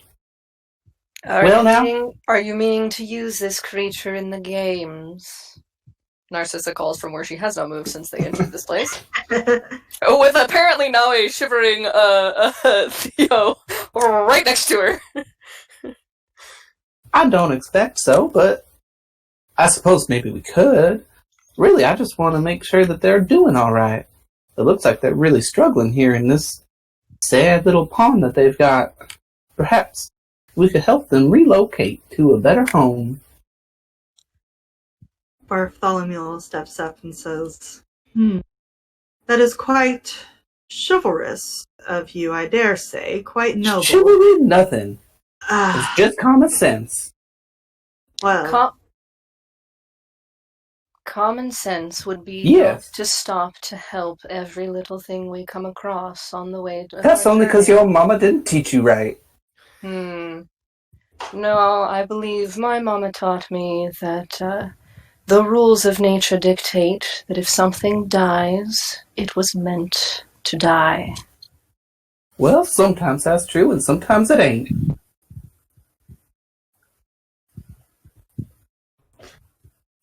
Well, Theo looks concerned. Narcissa will pat Theo on the head as he is standing there next to her. His tail will start wagging, but he still looks concerned. That's fine. I know exactly what dog emotion you're emitting right there. I've seen it happen on dogs. It's the best. Bartholomew says, well, chivalrous or common sense, I'm not sure how we can help this unfortunate creature. I wish we could. If you have an idea, I will assist in any way I can. Well, now, why don't we just... I'll have them follow me, come along with us, and we'll keep our eye out for a new body of water that ain't so stinking. Any indication, I mean, you mentioned this creature was amphibious, but looking at it a little bit closer, is there any indication that it's like, oh, this thing can't go too far from this body of water because otherwise it's going to dry out and then it can't breathe, so, yeah. Yeah, you looking at it, from all that you've been able to observe while Eowyn's been charming it, you do see that its skin is kind of slimy, but you guess that that's more from being in stale water for a long time. As they're starting to dry off, they're kind of looking more just like the lizards that you are familiar with, maybe just a bit stinkier. Oh, okay. So is this creature like a related to the great lizards? It is. Oh, okay. That's why Narcissa asked what she asked about if we're gonna use this for the games. Yeah.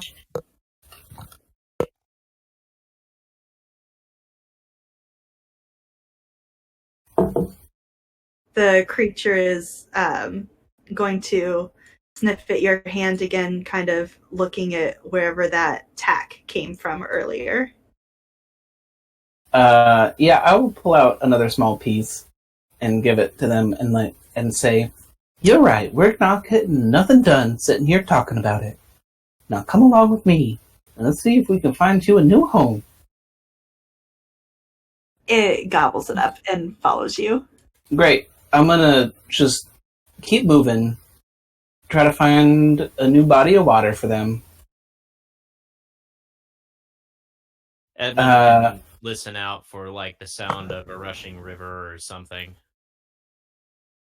Excellent.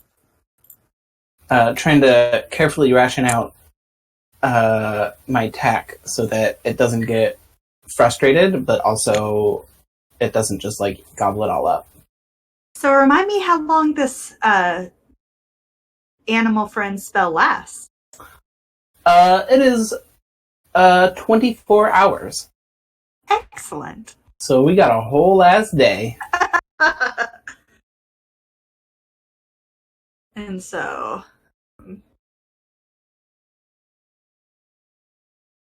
as you follow along the path, Edmund, go ahead and make a investigation or a nature check to listen for that running water. Okay. Yeah, I'm not. 15. Excellent. So it doesn't sound like anything is very nearby, but you can hear rustling off in the far, far distance. You can't quite grasp how far away it is, but you figure if you keep heading northwest, then you'll find something. You're in a forest. You'll find something eventually. Yeah. Does Theo smell the river and maybe have a better idea of how far away it is? Or the other water feature? It would probably be too far, but you are welcome to roll that nature check to see just in case. That is a 9. No. Cool, just checking. Follow your nose wherever it goes. Unless Alright. you roll a 9. Unless you roll a 9, in which case don't. If Okay. that's the case, we can keep moving along, and I can kind of say, it's like, well, I have a feeling we'll find something if we keep heading this way. Excellent. So, everyone, hold still, please.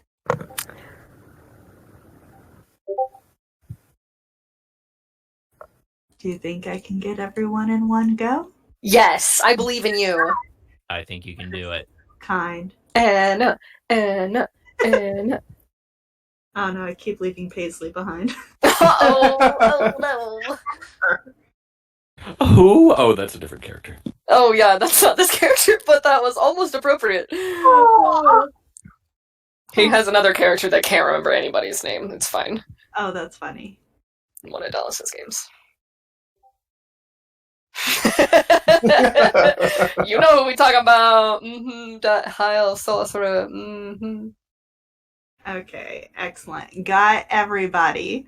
So, as you continue through the ravine, Oh, you do come to a Stonehenge. Sorry. Literally stone. to a more foresty place with all of the grass, all of the trees. It is truly beautiful. I would like to keep an eye out for game. Fabulous. Let us roll nature. Yeah.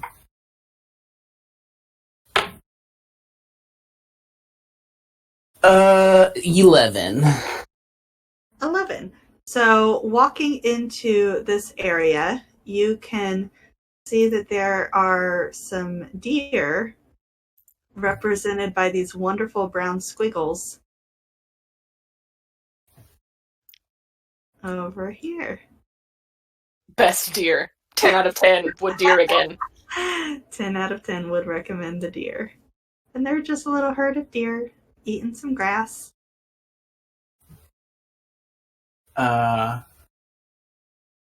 I would like to catch Edward's eye and point him out and start hunting them. Okay, I suppose we're meaning to try and take some down for this thing. Yeah, maybe I'll try to, swing out around this way. Sure. Are you trying to sneak Hold in? on. Before I do that, which way is the wind blowing? The wind is blowing in the same direction as the shadows. Where are the shadows? There North. they are. There they Northeast. are. Okay, yep, it is Yeah. safe to go around that way then. I think I'm going to probably move to here, and I'm going to tell Volga to try and sneak up kind of through these rocks and try and get an advanced position somewhere up here. Excellent. And are you two also trying to be sneaky? I certainly am, and hopefully Volga is too. Roll for Volga. Stealth all around, please. Okay.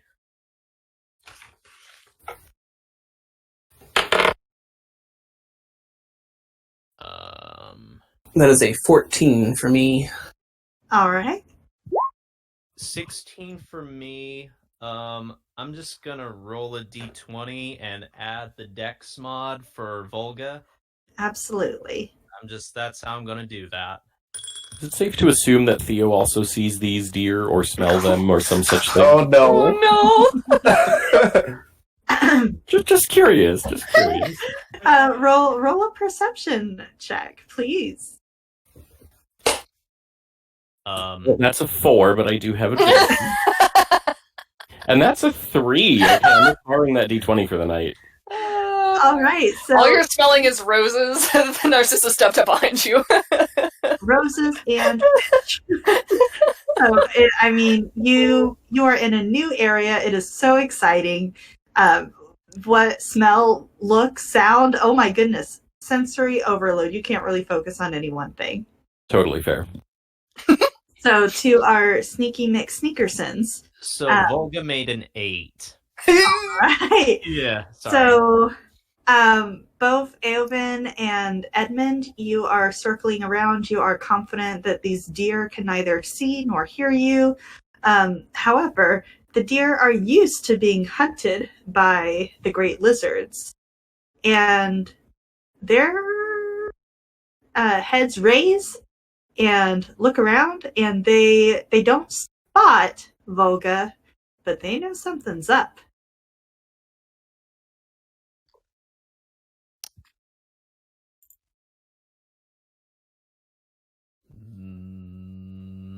Does Theo see them now? with that movement of suddenly 8 deer raising their heads, everyone in the party can see the deer. Okay. Cool. Good to know.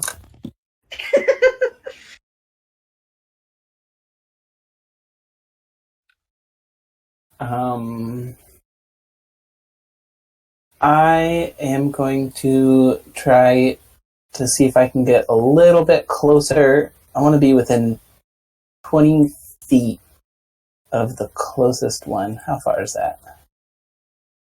Yeah, so I want to get to here. With being that close, go ahead and make another stealth roll. Yeah, and as soon as one of them, if I notice one of them sees me, I'm going to just try to, run that final distance. See if I can move faster than they can. But I'm pretty sneaky. That's an 18. You are sneaky. Despite their heads being on a swivel, you are moving like the shadows, and they do not see you. I am also going to try and move up, going for a little pincer maneuver here. And maybe try and motion for Volga to try and head over this way. Excellent. So with Volga crossing a distance with no real cover between the rocks and a new position, go ahead and have her roll stealth at disadvantage. At disadvantage? Okay. Yes. Alright. That's a 15. That's a 5. We gotta take that one. So that's a 7. All right. So the deer have spotted her. And I throw one of my daggers. Yes. And excuse me. Before that happens, this deer is going to run off the screen. This one right here. There's not a deer anymore.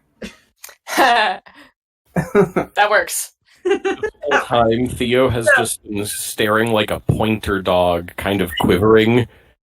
As soon as he sees that one deer start running, is it safe to assume that he's just going to book it? Because he's going to. Yeah. Absolutely. And we are going to resolve that knife throw, and then it will be initiative time. Theo had an action ready to just dart forward. With the herd of deer. Oh no.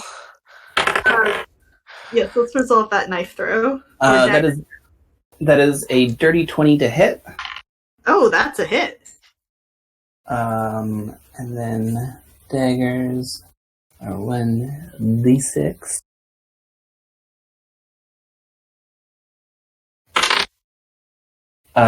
For a total of 6 damage. Okay, so this deer here, it is bloodied up. It's still alive, but it is bloodied. And yes, everyone roll who is involved or would like to be involved in the deer. Roll initiative for the deer. A That is a sentence that I don't know Anna ever thought she was going to have to say. Roll for initiative for deer. Uh-huh. Uh-huh. You're very... Theo.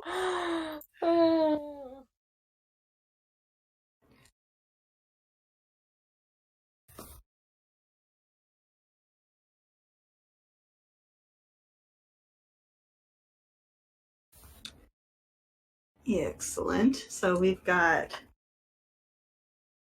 them. Excellent. Do, do. And our monster friend is going to not have an initiative, but they will represent the deer. Okay, Princess,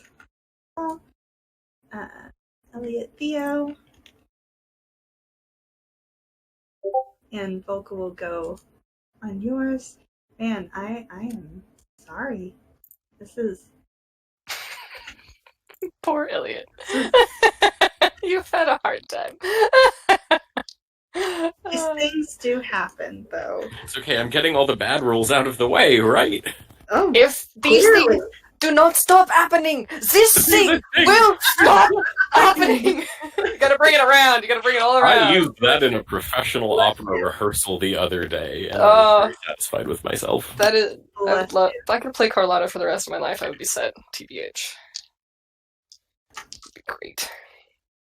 Okay, I and also like to be in my trailer if anyone needs me. I'll be in my trailer. It's very Narcissa too. It'd be perfect. it is. Except Narcissa doesn't have a French accent, or yeah, I guess that's French. It's been a long time since I've seen that. Spanish. Or attempts to be Spanish. Okay. Right? Whatever accent she thinks she's doing in that whatever production that is. Not sure. So with that, the deer do get to go first. Oops, sorry. And they are going to bolt. This one and this one make it out.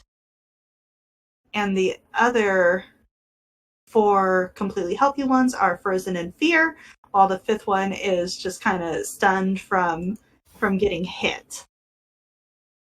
Next, Narcissa, what you doing? Well, she's gonna take a shot at them as a crossbow has appeared in her hands from somewhere. That's 18 to hit a poor deer. That's a hit. She decided that, hunting is good sport. Like, that's totally fine. We're fine with hunting. That is 10 damage to that poor bloody deer that she just took a shot. Oh, tell me how you kill this deer.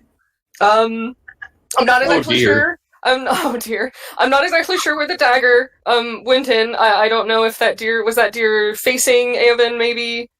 I would say it was trying to get away from Eowyn.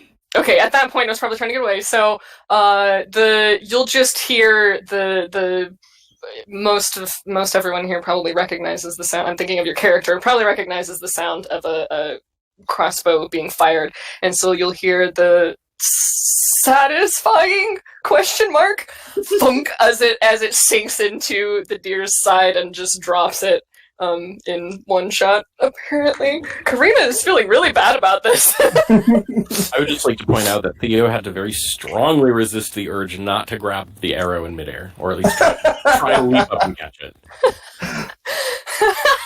I can just see him looking up as the bolt goes over his head. Catches it, brings it back to you. He's like, I caught it! Narcissa will remember that. And that's her turn. She's just gonna, stand there. Mm-hmm. Excellent. And so next up is Paisley, or any other movement or anything? No. She's done. The crossbow is no longer in her hands. You have no idea where it went. But if you look, she's looking terribly smug and pleased with herself, but does not otherwise move. Excellent, fantastic. So now Paisley will get to go, and she kind of rolls up her sleeves, and she is going to try her own attack, and she's going to use Magic Missile. Oh no, these poor deer never had a chance. So she unfortunately rolled a 4. That does not hit any of the deer, so... I didn't think you had to roll to hit for Wait, Magic Missile. yeah, if she's doing Magic Missile, you just roll damage, right? Yeah, you just roll that damage. That's why I was so cringy, because I was like, those poor deer. If she's just like, nah, that one, I choose to hit that one. Oh, what is that magic missile going to do to my poor pelts, though? Oh, yeah. Rude. Narcissa tried, I mean, really. That one's for the lizard friend. Yeah. She rolled 3 3s, which takes all but the last little life out of this deer. It is that's purple. Well, I guess it doesn't matter. Out of this deer here, it is hurt. It's not going to last much longer. Theo's coming in for the kill. And Edmund, you're up.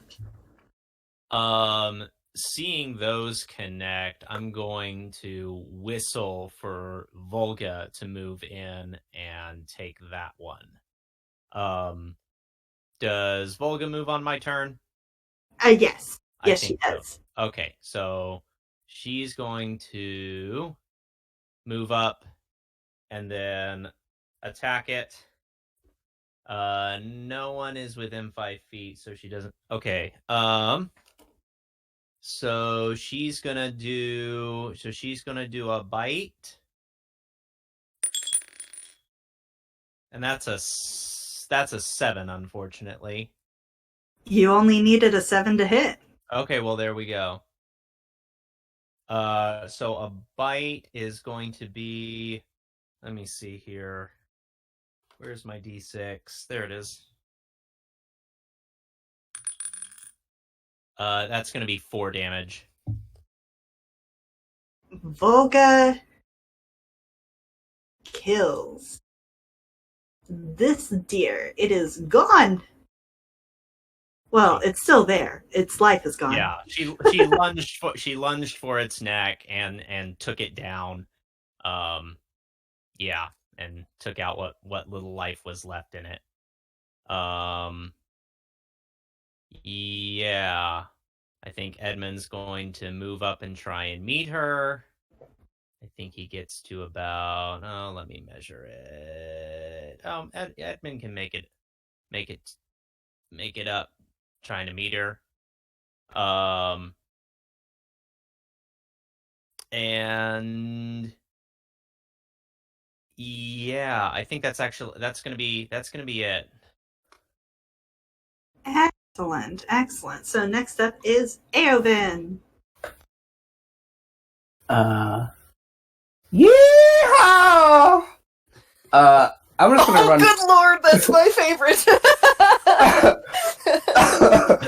And I'm just gonna run forward and scare the rest of them out of here. I think we got what we need. Get out of here, silly deer! Woohoo! Okay, so with that, Bartholomew just kind of observes the situation and shakes his head, and doesn't do anything. Theo? Well, are there any deer left? It is in that split second where the deer are staring at Eowyn, whooping and hollering, where you have an opportunity to do something if you would wish, but the deer look like they are about to bolt. Okay, well, Theo is going to pick up on what Avon was trying to get the deer to do, and he's going to support them by running up and barking furiously at the deer, trying to get them to run away. Oh, husky barks. So, Woof. It just calmly walks up to deer. Wolf. A bark. Bork, bork, bark. Bork, bork, bork. now does everybody start barking? Bork, bork, bork. No. No. So with that, please note that you have 2 deer carcasses, and one of those is badly singed, but the other one is just fine. Oof. Except for the dagger and bolt sticking out of its sides. I mean, It's totally fine. totally fine. I put my dagger in its neck. Where did you put its bolt? Did you put another hole in my pelt?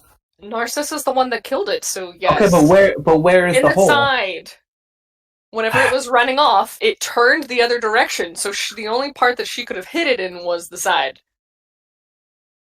I'm gonna gesture to the one that was over here and say, "Does anyone have any fixings on that one, or can we just give that one straight over to our new lizard friend?" I thought that was the point of what we were doing. Well, yes, it is, but I aim to get some good stuff out of this here carcass for myself. Does anyone else want anything? And I'm going to start dressing the deer that was here. I'm going to pull out my dagger. Excellent. Theo looks surprisingly queasy when you do that, kind of behind the rocks. Edmund will be like starting to do something similar, as far as making sure the kill was clean, but Volga seems to have taken care of that. But yeah, just as he'll probably like dress just a little bit of some of the meat from the carcass, just for its Volga needs to eat too. So, and it's her kill, so she deserves some. Truth. He'll probably like save a little bit for her, but like, yeah, that was the point of this, was to get something to sate the hunger of that big guy. Narcissa will come up to retrieve her bolt, assuming that it does not break. It did not break, rather. No, it is. If you would like to retrieve it, it is easy to do so. Now, I expect this might take me a moment. I suppose this is as good a spot as any to set up a little camp. I can get some of this meat prepared and we can take it with us. It'll be good eating for the rest of the week.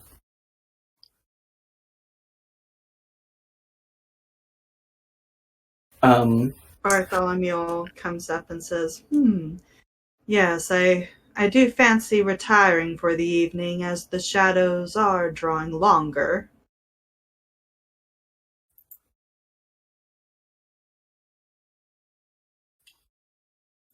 Yeah, well, I reckon if you start me a fire, that would be mighty nice. I say pointedly to Bartholomew. I'll see what I can do. I do appreciate it. And he stomps off and starts breaking huge limbs off the trees. We're gonna have a bonfire tonight.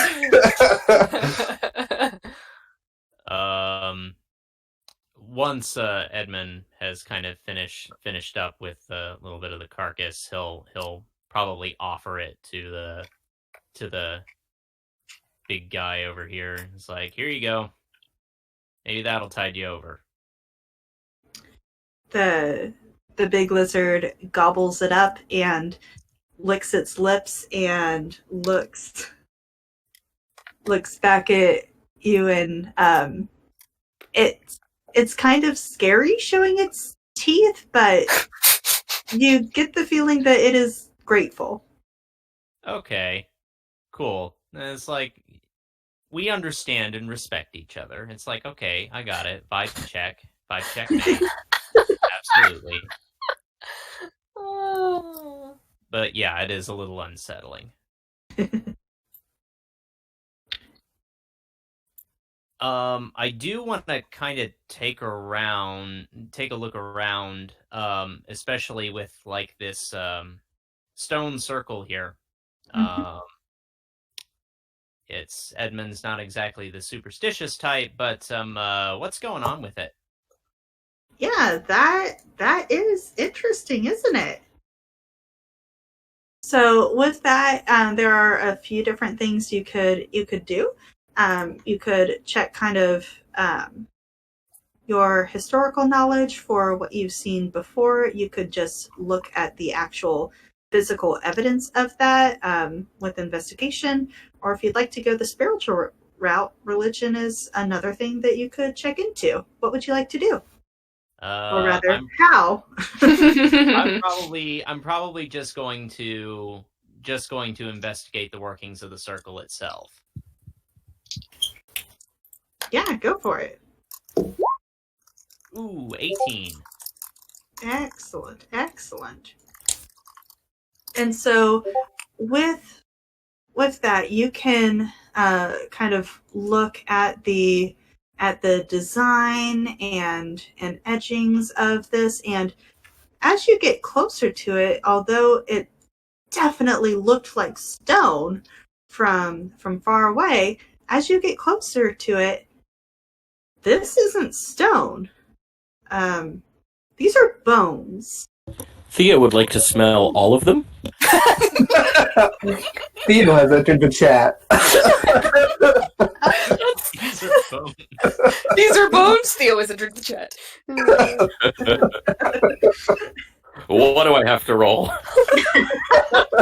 Let me at him. I would like to roll to lick all of the bones. I would like to bury them all, please. 3 years later. So about those games, guys. Now, where's my team? It's funny that you mentioned them being buried, as they do appear half buried. So you've only got half of the work left to do. Excellent. They are covered in moss and algae and everything that you'd expect from wear and tear for years, perhaps even decades or centuries. But yeah, these are bones. Okay, were they placed here, or did like a creature die and this is what's left? No creature that you know of would have such a perfectly rounded shape. Right. It does look constructed. Looking around from you're able to tell, like, some are vertebrae, some are femurs or tibias, or even this little bit over here looks like a skull of a smaller creature. And so these look like bones of all the same variety, but from different beings. Okay. So like were these all, I'm just trying to think of like creatures that would have bones that are this big. Are these all like great dinosaur bones? Is there anything, is that like a nature check to see what these bones came from, I guess? Yes, to identify the species, we would definitely do a nature check. And Sure. Bartholomew has started a roaring bonfire in the middle of the circle. Awesome. 19. Excellent. So these do look similar to the lizard bones that you've seen, but you haven't seen them this massive. I mean, even your new friend over there, some of these bones could come from something their size, but a lot of these are just too big. Right. Yeah, he's probably going to keep looking at him a little bit perplexed and kind of think over that mystery for a little bit of what on earth did these come from? Because there are some big things out here, but none this big. And Theo, if you would like to gnaw on the bones, How did you know? I was going to do that. from what you mentioned, if that's something that you would like to do, I would love for you to make a strength saving throw. Excellent. Strength is that is a 19. Excellent. You are able to kind of start crunching on some of these smaller bones that you see, and they are they're pretty hard, but you've chewed through harder, given enough time. Theo is delighted. Does the taste or texture of this bone does that remind me of anything in particular? Like, do I have an inkling of what these may have belonged to just from chewing on the bones? Roll history. Have you chewed on this before? Hey, when you're a dog, that's a valid question. It is, in fact. Go. That is a 3. With a 3, Chicken. you have chewed on lizard bones before. This doesn't. It tastes like a rock. I assume that's not ideal. Depends on how often you eat rocks. Well, Theo is neutral. He's happy he's chewing on a bone, but he would prefer it tasted more like a bone. Now you just hold on a second. I have a bone for you. In just a second, Theo. Go on. I mean, I'm literally dressing a deer right now.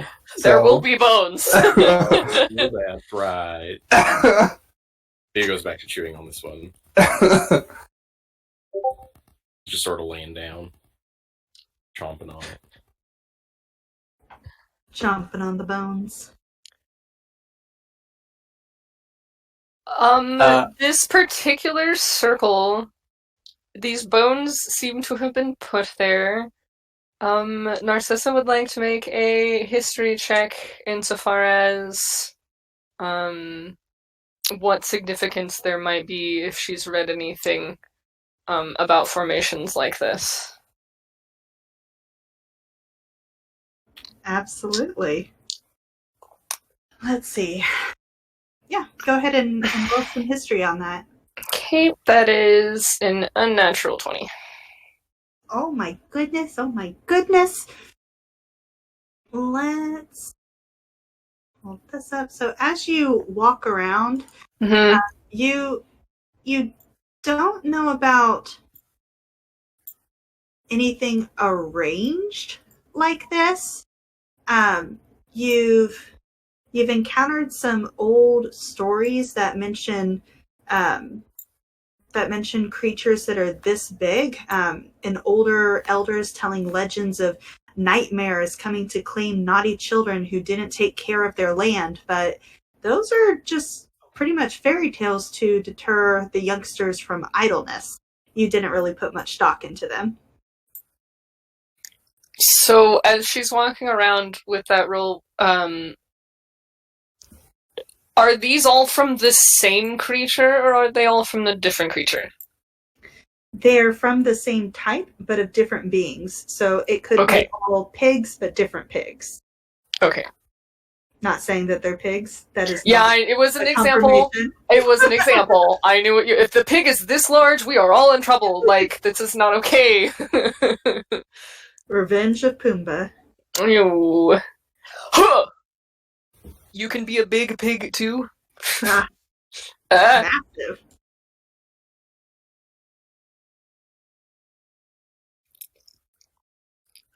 So Paisley will join over by the fire and say, well, I think I should practice a few things. and she cast dancing lights to make this fire pleasant with purple and pink flourishes in it. While I'm dressing this deer, I've got my I've set up my whole mise en place over here, and are there any organs or any pieces that I can harvest that have significant properties relevant to my herbalism? Any adrenal glands to harvest, or the such like? Yeah, please roll a medicine check. Yeah, there it is. I heard Dallas laughing in the background. That is a 23. I hear him every once in a while. It's always very comforting. So with that, you do notice in the deer's stomach some sorrow root, which you do know is very nourishing. And so while the deer has partially digested it, you gather that's just going to make a better salve. And so you can store that, and that will be kind of the equivalent of a potion of healing. And then other organs you could stretch and harden to be carrying pouches if you would like, but the main thing is going to be the contents of the stomach. And of course, you could harvest the bones or fur or blood or anything that might be needed for special components of caster friends or things that you might want to trade later to aid in the herbalisms indirectly. Yeah, I'm going to try to harvest everything. And I'll cut off a few nice big steaks, bring them over to a rock or like a bone or something, I guess, near this fire. Maybe I'll find a way to set up big strips of it to hang nearby to kind of slow cook overnight. Put just I'm processing everything here. Everything that I can process tonight. I'm working hard, making sure that I can use all of this deer. Absolutely. So for all of the work you have ahead of you from your years of experience, go ahead and roll survival with advantage, please. Yep. Boom, blow. That is a... Where's survival at? All the way at the bottom. That is an 18. Excellent. And so you are able to accomplish this. You don't see a lot of rocks, bones that are loose. However, Bartholomew is more than happy to crack open a few for you and create whatever staging areas you need to make sure the steaks are hung, are being cooked in the right vicinity to the fire so that they will be beautifully done by morning. Cool. Am I able to get my my hide, my pelt? I mean, I obviously can't tan it tonight. Yeah, you can definitely get it. Tanning it will be a different process. Yeah. Okay, so I've got the hide.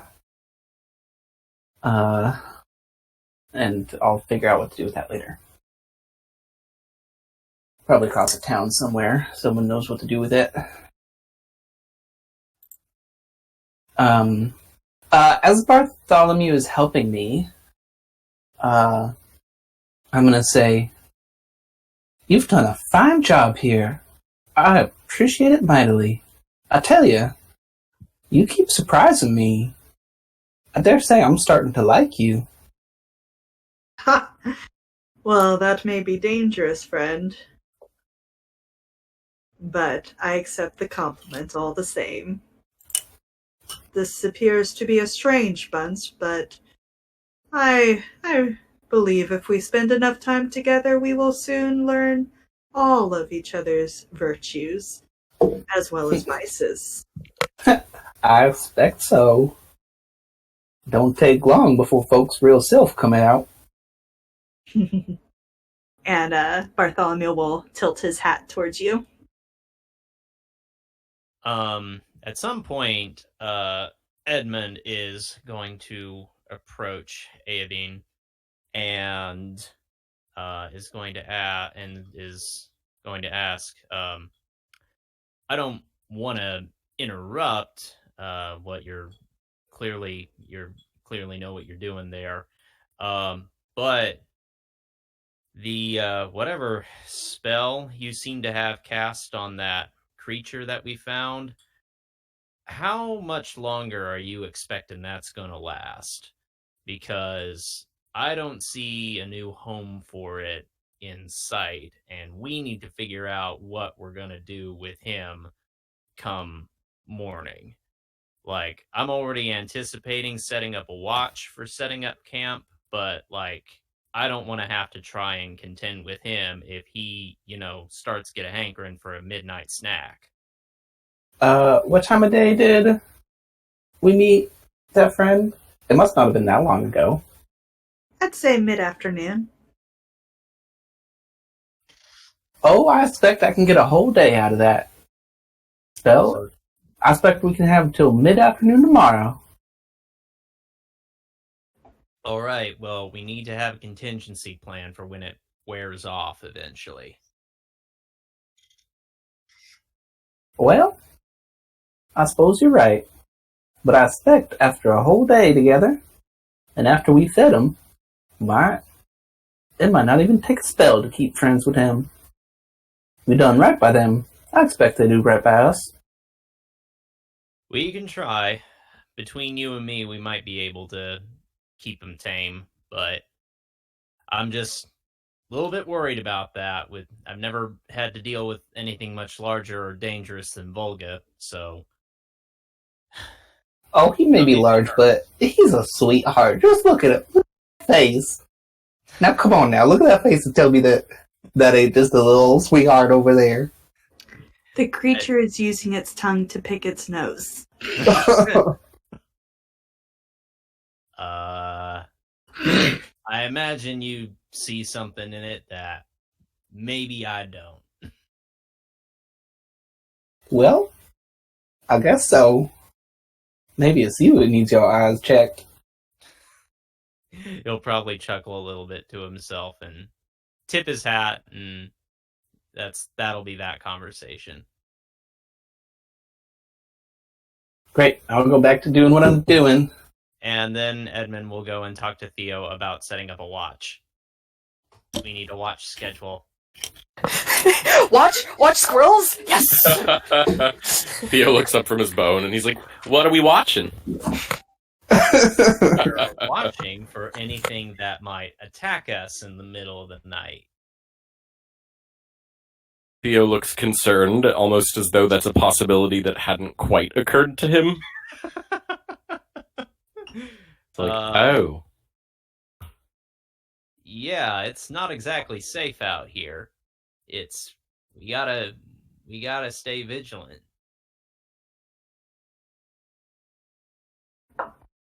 Sorry, I'm looking at how much sleep a husky needs. Things that my Google search suddenly acquires. Some dogs can sleep 19 hours a day. Right? Some cats sleep from 20 to 22. Okay, well, yeah, Theo will volunteer to take first watch. Narcissa will volunteer to take first watch with Theo.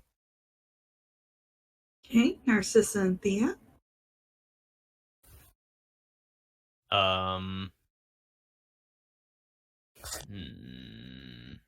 Bartholomew says, "Oh, after a bit of rest, I should be fine waking up. I will oversee the second watch."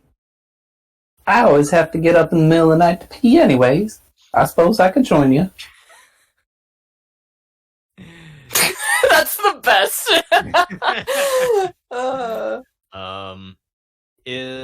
I don't know how many watches we're splitting this up into, but if there's a third watch, Edmund will definitely volunteer. All right, we can do it. He likes getting up early in the morning anyway. You and Paisley probably did. And then Paisley, who is kind of halfway listening as she is using her mage hand to pet the new creature.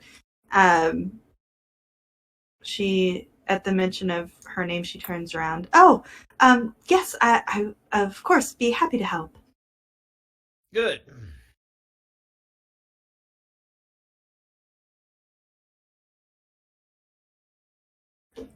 All right. So as the night creeps in, It passes by completely uneventfully, right? you all gather around the fire as the sun sets, and that is where we will end our session for tonight. Woo! Yeah! And folks, well, listening in or watching later on YouTube, thank you so much for tuning in. We hope to see you back next week, same time, for the next installment of the Legend of Qutasa. If you like what we're doing and want to support the show, go check out our Patreon. If you'd like just to give us a tip, Venmo and PayPal will be linked in the description of this video when we upload it to YouTube shortly. Well, have a good night, everyone. Wash your hands and stay safe out there. Dallas, take us out.